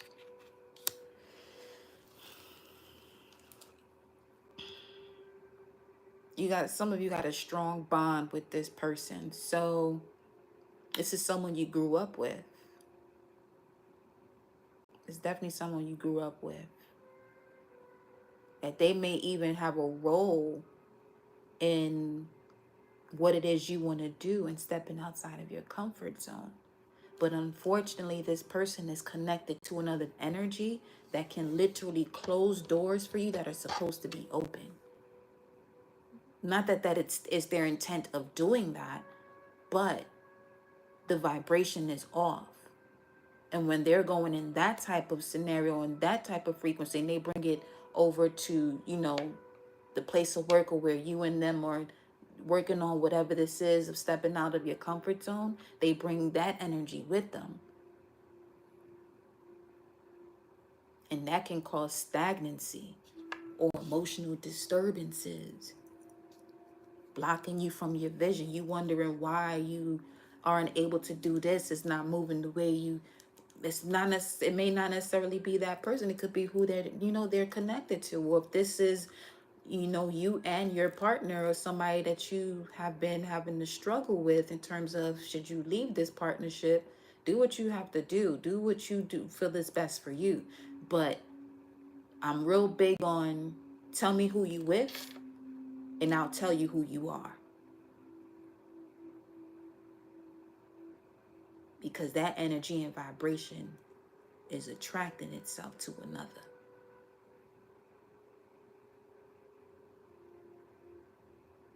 Okay? Because it's time to really get into this space of being that innovator, that reclaiming primordial feminine energy. This is you creating something that the world hasn't seen ever or in ages. In terms of a lot of this architecture that people are still wanting to figure out, how was this even done? Some of you out here with the codes and the technology of building pyramids, per se.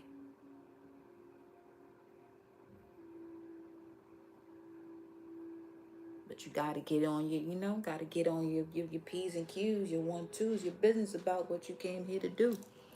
Balance spirituality and practicality. Show me. Ooh, listen. Step into your power, baby. Get on your throne. Know who you are, the I am that I am. Follow your heart. The Emperor comes out with the devil at the bottom of the deck. You have power over power over your vices, power over, what is it?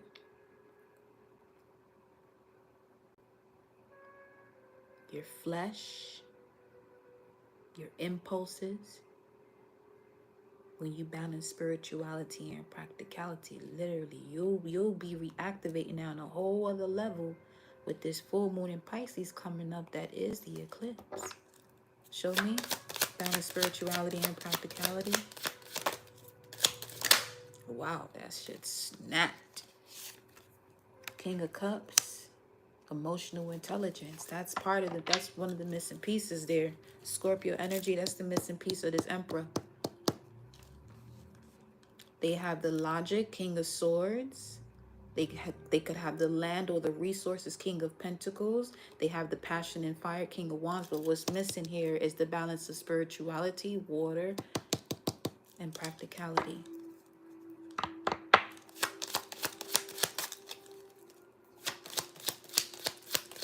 For some of you, being family oriented would be you creating your own family. The one you're going to create a family with may not necessarily be the one you just came from. A personal issue reaches a resolution. And it's not that, the family that you came from, y'all don't have conversations. You may have conversations, but your focus is going to be more so on the family that you create. Ace of Cups, baby. New unconditional love. Let's go. Now we talking. Oh, boy. Now we talking. You know what? The fact that came out and the Five of Swords comes out, now we talking. There'll be smoother conversations once this spirituality and practicality is balanced. You have the Fool. So this could be you deciding, having this mental conflict with yourself about what to do next. Should I take the leap of faith? Should I do da? Listen. Do whatever resonates with you being and taking your power back and reclaiming your mind. Show me the Five of Swords. I love to see it. Temperance. Alchemy. Back again with that message that overall, when you look at the bigger picture, Sagittarius, there really aren't any enemies. This is Earth School, so everything is teaching you the different dynamics of emotions, energy and motion, the way it fluctuates through the body. So now you can have this true soul star and earth star chakra activation, pillar of light. Yes, more Sagittarius energy in terms of seeing the bigger picture. The healing of the divine masculine means that your pineal gland can actually become activated. Because the pineal speaks to the masculine, the honey, and the pituitary speaks to the divine feminine, the milk. The land of milk and honey is in your brain. That's your pituitary and your pineal gland. So now when this honey is lit up and warm and turned on, you can see things from a different perspective, a broader perspective. Knight of Wands here.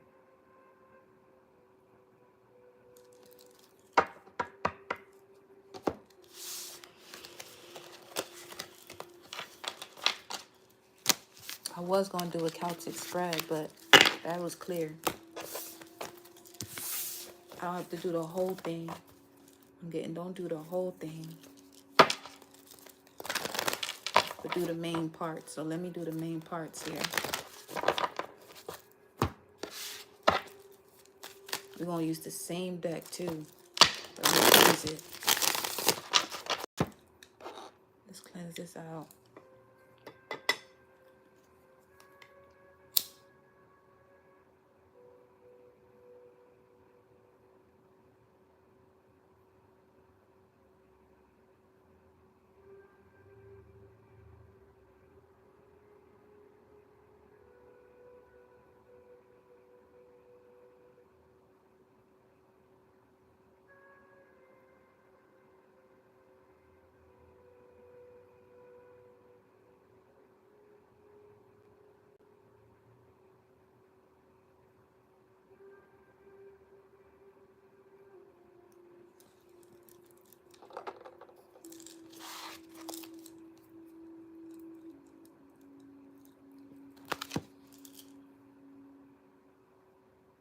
remove any stagnant energies.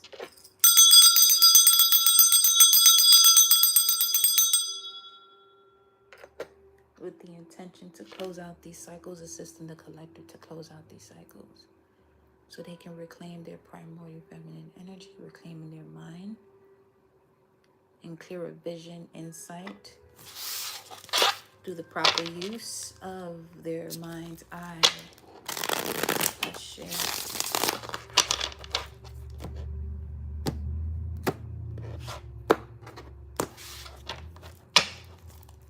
Bottom of the deck, we have justice. Let's roll. Let's roll. Wait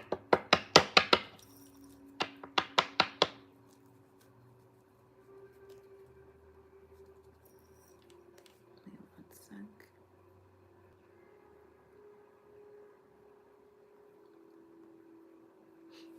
I'm about to find out more about the reason, bringing order to this situation. This could have to do with, to bring order is to detach.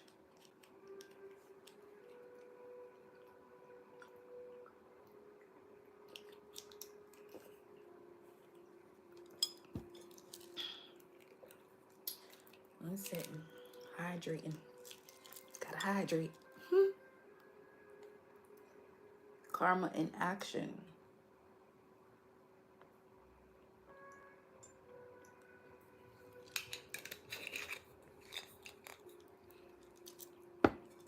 Bringing forth the clarity of the mind.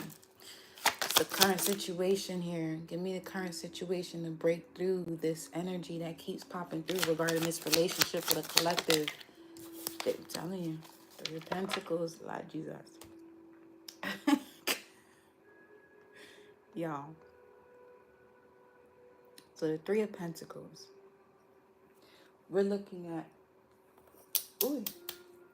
Mars and Capricorn. Alright. So I'm gonna have to jot some of this stuff down because burn this shit up. What the fuck? Alright, Mars and Capricorn. So this could be someone between the 31st of December or January 9th, or the 30th to the 10th of the 30th of December to the 10th of January. All right. Now the Three of Pentacles. It's having to do with completing something here.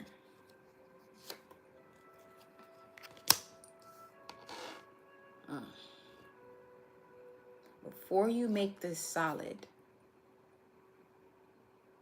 a decision is a challenge.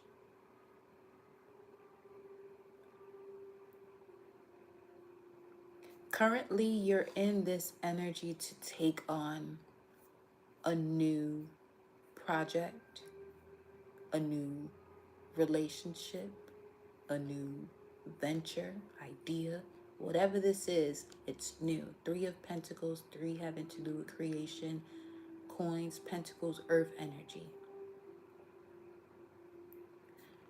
But with the Lovers as your challenge, is it a lover or is it a decision? Or is it a decision pertaining to a lover? At the bottom of the deck, we have, the Star.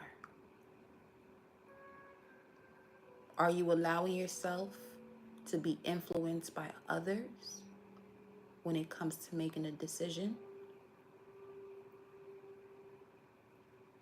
Because you're on the path of a wish coming true. But this can also be read as, are you allowing a group of people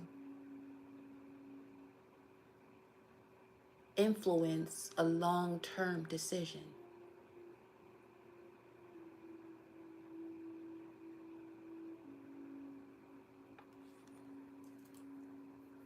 A decision that you make that's going to literally be for the long term. Setting up new traditions, Mars and Capricorn. the basis of this energy? Ooh. What are you investing in? Something is definitely on hold here. Something is on hold. That's for sure. And you're noticing because something is on hold, you're at this crossroads of having to make a decision. Your legacy is involved here. Because this could be the Ten of Pentacles, or you can go back into a space where you close yourself in, isolate yourself. Four of Pentacles. Instead of connecting with those who truly have their best interests or best knowledge of the best version of you.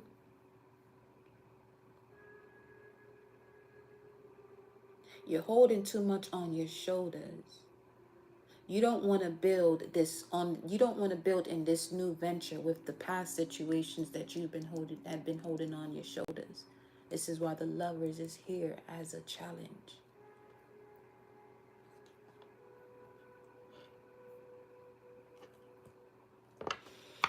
The bottom of the deck with the Seven of Coins coming out is the Page of Cups. Now, the Page of Cups could be a younger water sign or the beginning stages of forming love, but this could also have to do with a gentle person that is on their way to you, especially when it comes to handling business matters.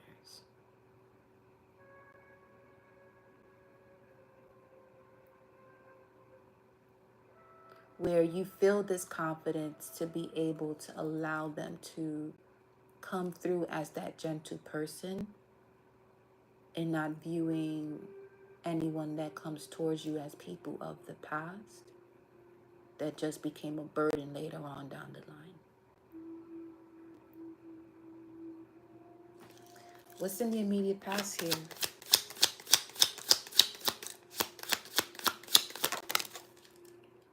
The Page of Coins. There goes the Four. There goes the Four.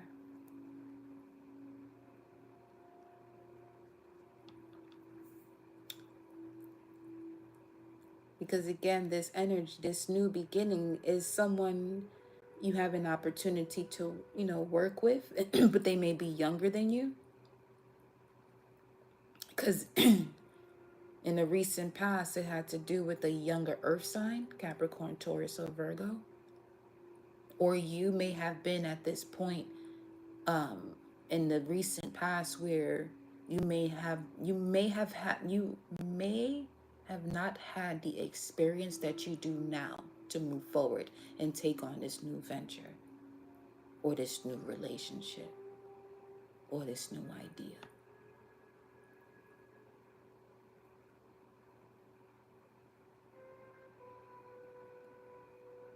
I want to see what more comes out with this recent past. We have Temperance. I'm hearing an energy of being on the go. Let's see.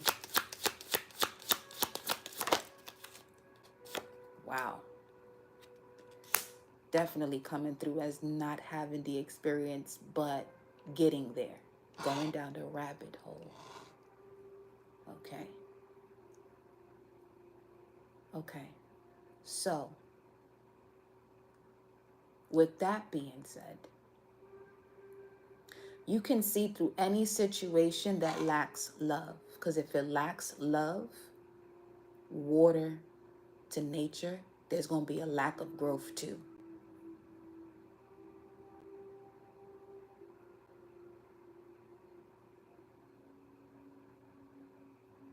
Someone was definitely going through some process of training here, because I'm seeing this Queen of Pentacles as a mentor, teacher, or coach to someone. I'm hearing use what you've learned. Don't forget what you've learned, what you've been remembering.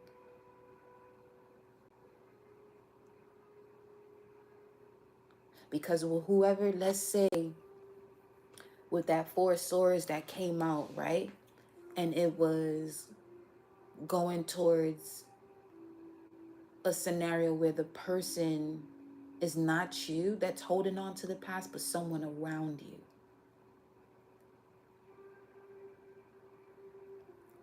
And it's something about where you and this person knew of this mentor or this teacher or coach or whomever, and because they know you and this person that is around you that could be connected to someone else that is bringing toxic energy to what you, okay, this Queen of Coins knows you as the letter A and the person that is outside of you going through this situation in regards to not letting go of the past, B. And because this Queen of Coins knows you, A and B, they can also see the truth of the energy that B is connected to as far as C.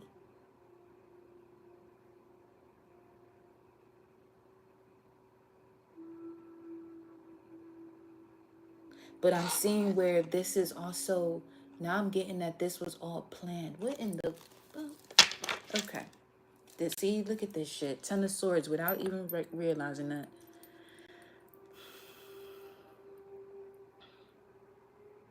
And orange is that sacral chakra energy. See, wherever there isn't, see this lack of water here? But it was just enough energy and emotion to show you when the time comes, the decision you have to make about what you're carrying on your shoulders or what you've been investing in that's not going to be an investment for the long haul. Because this is where that legacy is, the Four of Pentacles. But if you're still in this energy of moving forward with the essence of, okay, we're building this legacy, but it still feels burdensome and heavy, it's not really moving anywhere. You know, you've been getting a lot of signs and synchronicities from spirit, from the universe, letting you know, listen, it's time for you to 555 this energy. It's time for you to change it. Because something's off.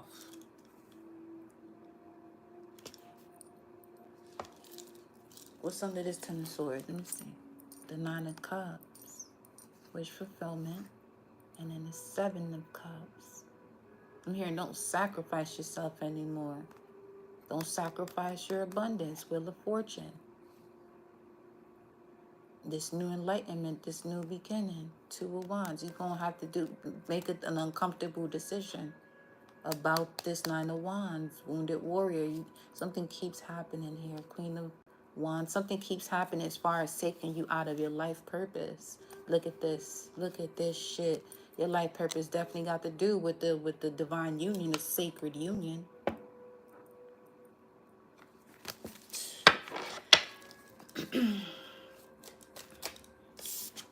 What's crowning this energy? Let me see. Why is this being projected in their reality? What's crowning this energy? What's crowning this energy? That's crazy.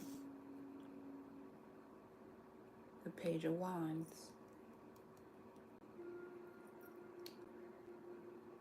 There's someone new you're connecting to or flirting with that's helping you make this decision. I love that for you because honestly, yeah, look, the Ten of Pentacles.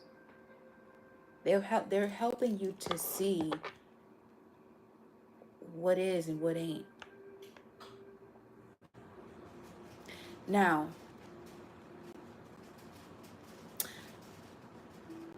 in picking up the energy as far as if this is not you in a relationship that you have to move on from, and it's someone around you, when this new energy comes in, you will be noticing where your happiness affects person B in a way where they become C. They begin to match the vibration of whomever that they're with, that you're being asked to, or advised to, this, if it's not you having to step out of get out of a relationship that no longer serves you, and it's been tough for you to do so, it's someone around you that's in a particular connection that is not conducive to their growth, and it can easily linger and trickle into your life. But you'll be able to see the truth of this person that you so love, and that you're there for them no matter what, that when your energy starts to pull in and attract true love, you're going to actually see why the person that's around you is in that situation, because there's something that they possibly haven't been telling you as to why they're still in that connection. And part of what they're not telling you is simply as, that's that person's journey, but it's not for you to get involved. It could be tough because you may love this person, but each one has to, you know what I'm saying, be accountable for their own healing.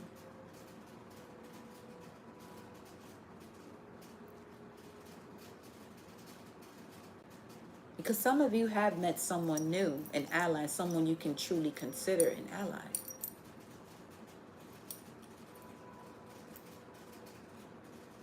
And what you may have around you that you felt as though was really isn't.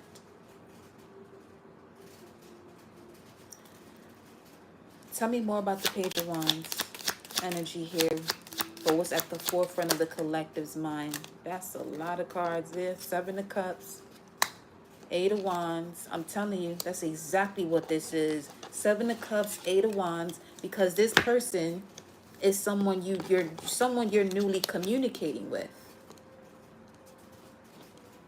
But somebody around you is going to be in their feelings about what you're doing, because they no longer have access to you, not as much as they used to. So instead of them venting with you, which now is pausing you from reclaiming your primordial feminine energy and really connecting to that sacred union, whether if it's with the person, whether it's sacred union to your ideas, sacred unions to yourself. When you invest more time in you, they become to feel as though that they're an option and want to bring you down to this energy of sorrow, pains, and regrets of this 5 of Cups.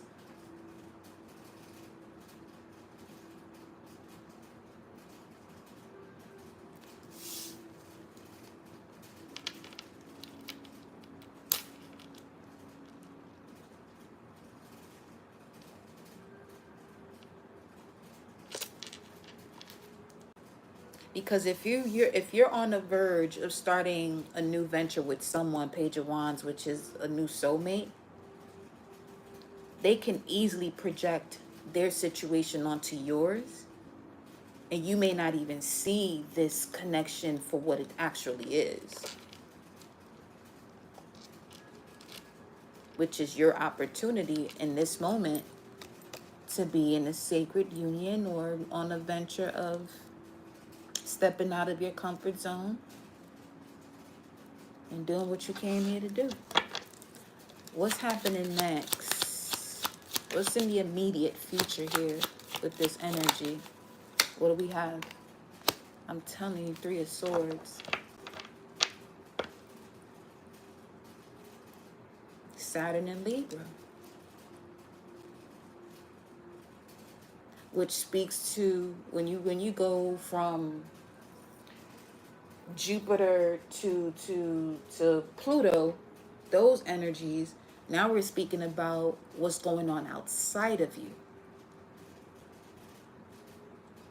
Someone outside of you is not going to be happy of this one-on-one partnership or connection that you're building here with this Page of Wands energy. Something new, an ally, a true ally. They may not tell it to you to your face, but this could also be a reason why you don't hear from someone anymore that you were at one point building with.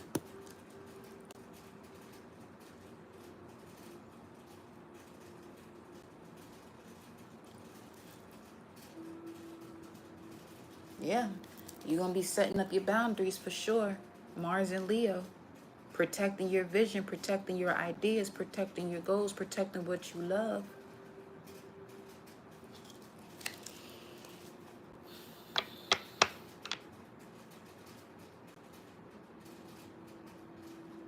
And in reclaiming that primordial energy, this, whatever used to be in the way, won't even be able to be in the way anymore. For real, for real.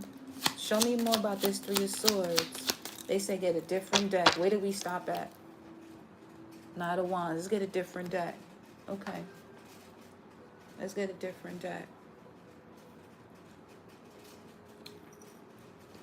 Let's go. Yeah, let's go here. I'm going to go here.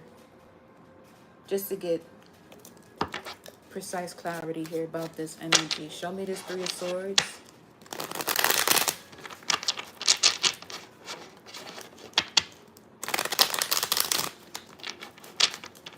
Yeah, because with this Page of Wands also, this, yeah, the decision you have to make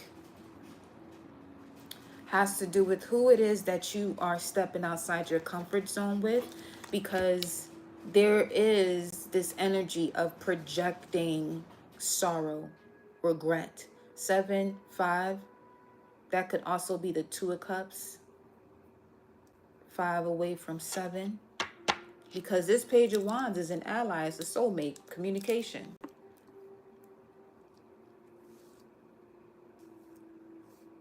And then the Three of Swords showing up here.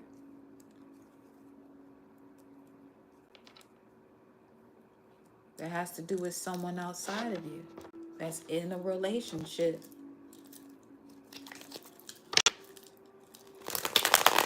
Telling you, this shit is fucking crazy. Look at that. Just shuffled. This is in the middle. Do you see that?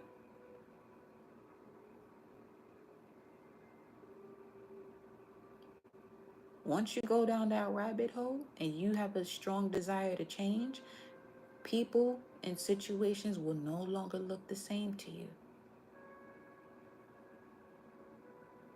That's literally the portal of those who are prepared to change and shift into their higher timelines. Yeah.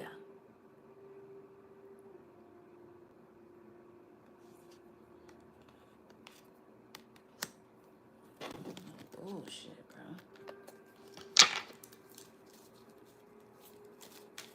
Show me. What's the Three of Swords?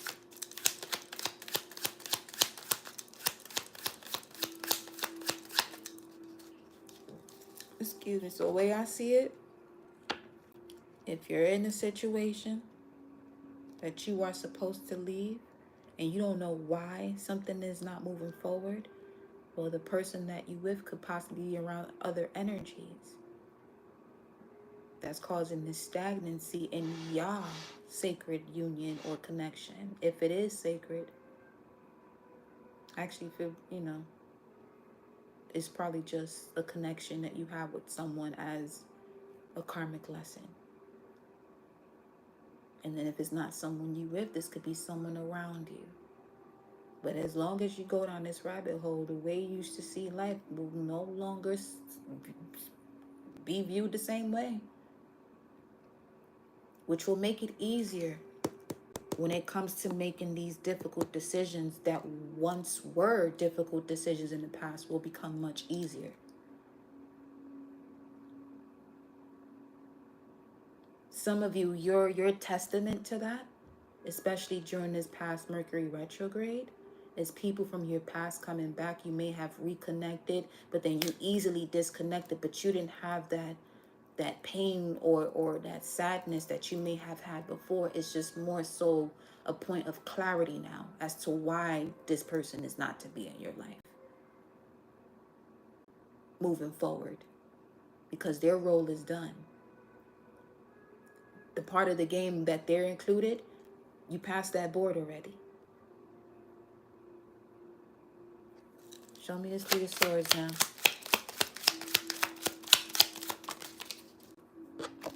Happening now. Whatever's happening now. It's you taking a risk. You taking the big risk here. Something that's happening now has to do with taking the risk. But this is also, gambling also speaks to Leo energy, the fifth house. And where was it? Well, the fifth house energy showed up around this area as far as Leo, whenever the Seven of Wands appeared. Here. It was actually here, in the immediate future. Okay. Happening now. The situation or event in question is occurring right now. Yeah. That's what we over here wanting to figure out, Source, because these cards keep coming out.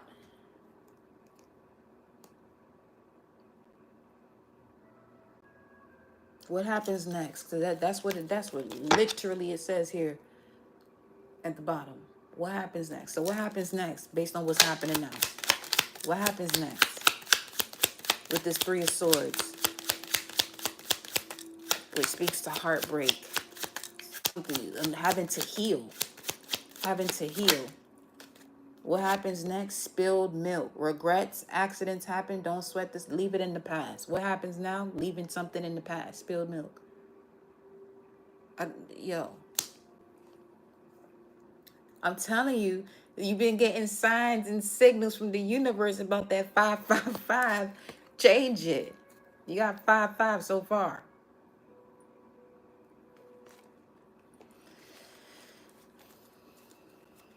Accidents happen. Something about that shit was not an accident. Somebody took a risk.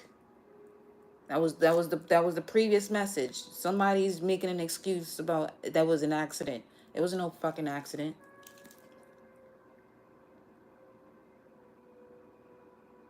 And you got boundaries here on this corset card. Somebody didn't have boundaries in this relationship or whatever this was. Friendship is coming through. Something had to end. They're gone. They go your other 5.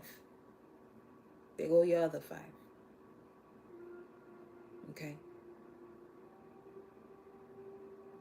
The universe, nature been giving you signs specifically through that 555. Change it. No more hassles, problems. This is a big mess. Obviously. Patience needed. In the beginning of this, that number 750, when that alarm went off, 750 was being slow to anger. Is this something about someone who is quick to anger? And this is why, whoever this is in a partnership that's no longer working is always this fussing and fighting.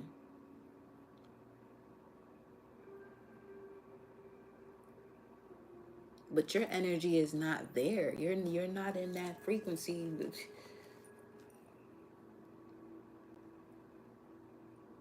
Pray that you're not, but because this is something that's close to home. Heart and home, happy home, security, love. Yeah, this is some family. Yeah, this is something that's close to home. What's the advice? I'm done looking at that 3 of Swords. What's the advice? Oh, what in the Judgment? You won't have to make it. That's crazy.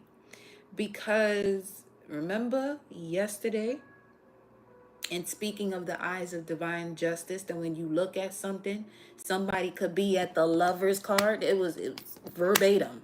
Somebody can be at the Lover's card. That if you look at this situation, now they go straight to Judgment. For some of you, unfortunately, this is you, and you know what you're supposed to do and you ain't doing it. I got them eyes, okay? And we here now. The advice is, you went from having to make a decision. You're not going to be given the opportunity to move forward, the Chariot, to gain your strength, 8, to now step into hermit mode to figure it out. Then what? Then to get back on the wheel. No, all of that shit has fast forward just now because enough is enough.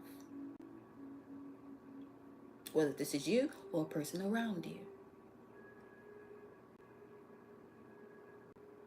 Cut it out, baby. Cut it out. At the bottom of the deck, look at this. Stop self-sabotaging. Stop self-sabotaging. Or come on.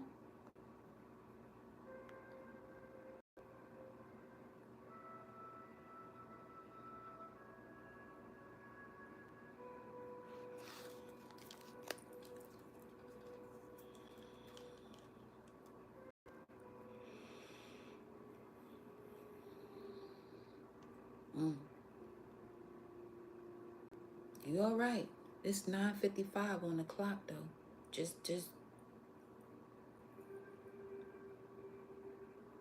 shit. If some of you have to send this to somebody and you don't know what to say, send them the video. Share it with them. And if you are that person that they are sharing this video with, well, beloved, let me give you a message now. Whatever that energy is that you are connected to, that no longer serves you or your bloodline, stop putting yourself, your mind, your heart, your body at risk because of your fear of letting go. You deserve way more, and you have more life to live.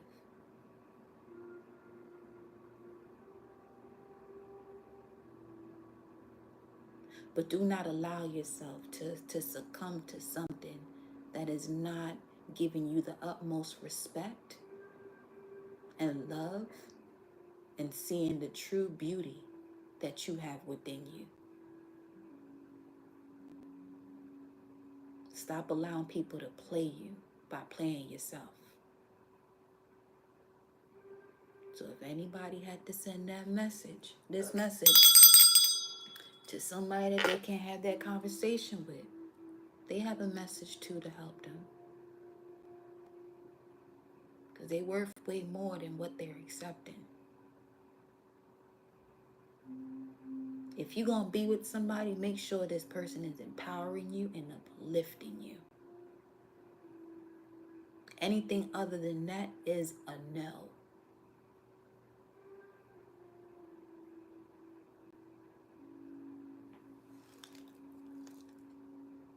Clarify the advice of judgment.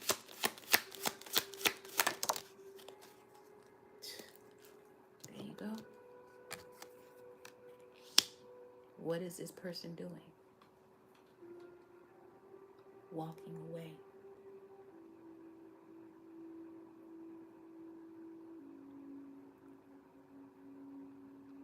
Someone is quick to anger because of certain substances that they're using, and they have to do a very deep cleanse.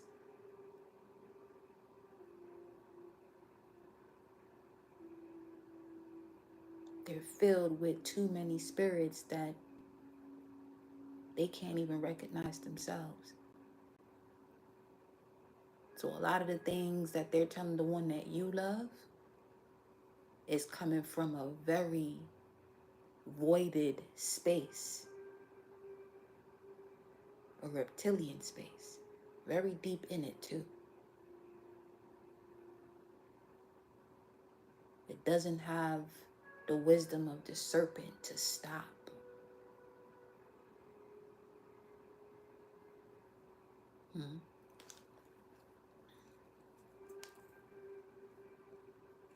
The Six of Cups, there's something here. It's a very deep past life energy soulmate. This type of union was happening age after age after age. There may have been a break of at least 200 years before these souls came back into this realm. All of y'all. That you're now more prepared to go down this rabbit hole and attain the information that is required of you to make decisions from your heart this time.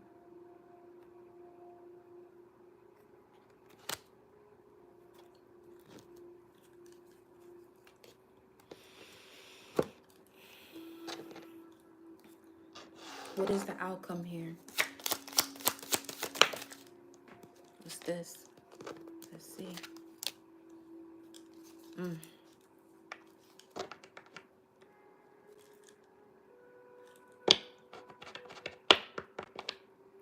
Five of Coins. If that decision is not made to leave a situation, it's only going to get worse. Where it's going to now trickle into one's finances, health, mental health.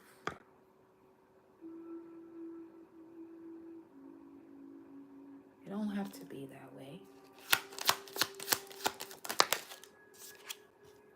Another five. Five of Swords.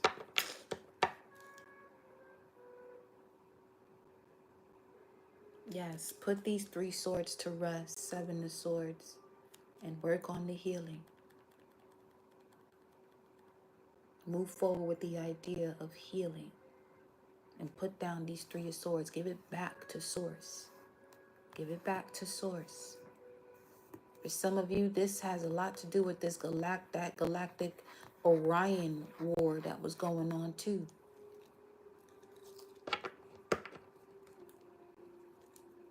Go different ranges in these messages. I know. But it's collective, yes. But it's time for you to step into your purpose. That it'll shift. It'll shift. I have faith that whoever's supposed to get out of whatever situation, they will. Yes, you will. You will. It's a challenge though. I get it because of so many different things that are connected as to why one could be moving a certain way, but there's definitely change, a reawakening, re-enlightenment. I pray that this message delivered that clearly, so that way there could be a reclamation of one's primordial feminine energy, which is you connecting to, you know, whatever it is that you want to create and do. You don't have any fear or doubt, and you're focused on it. And whomever is supposed to be connecting with you moving forward, they'll find you, but you have to take that first step and get going and progress as you go. But you have to get going, okay? And with that, my loves, I'll leave you with your message. May you all have a blissful rest of your Friday the 13th evening. I love you all. See you next time. Ciao.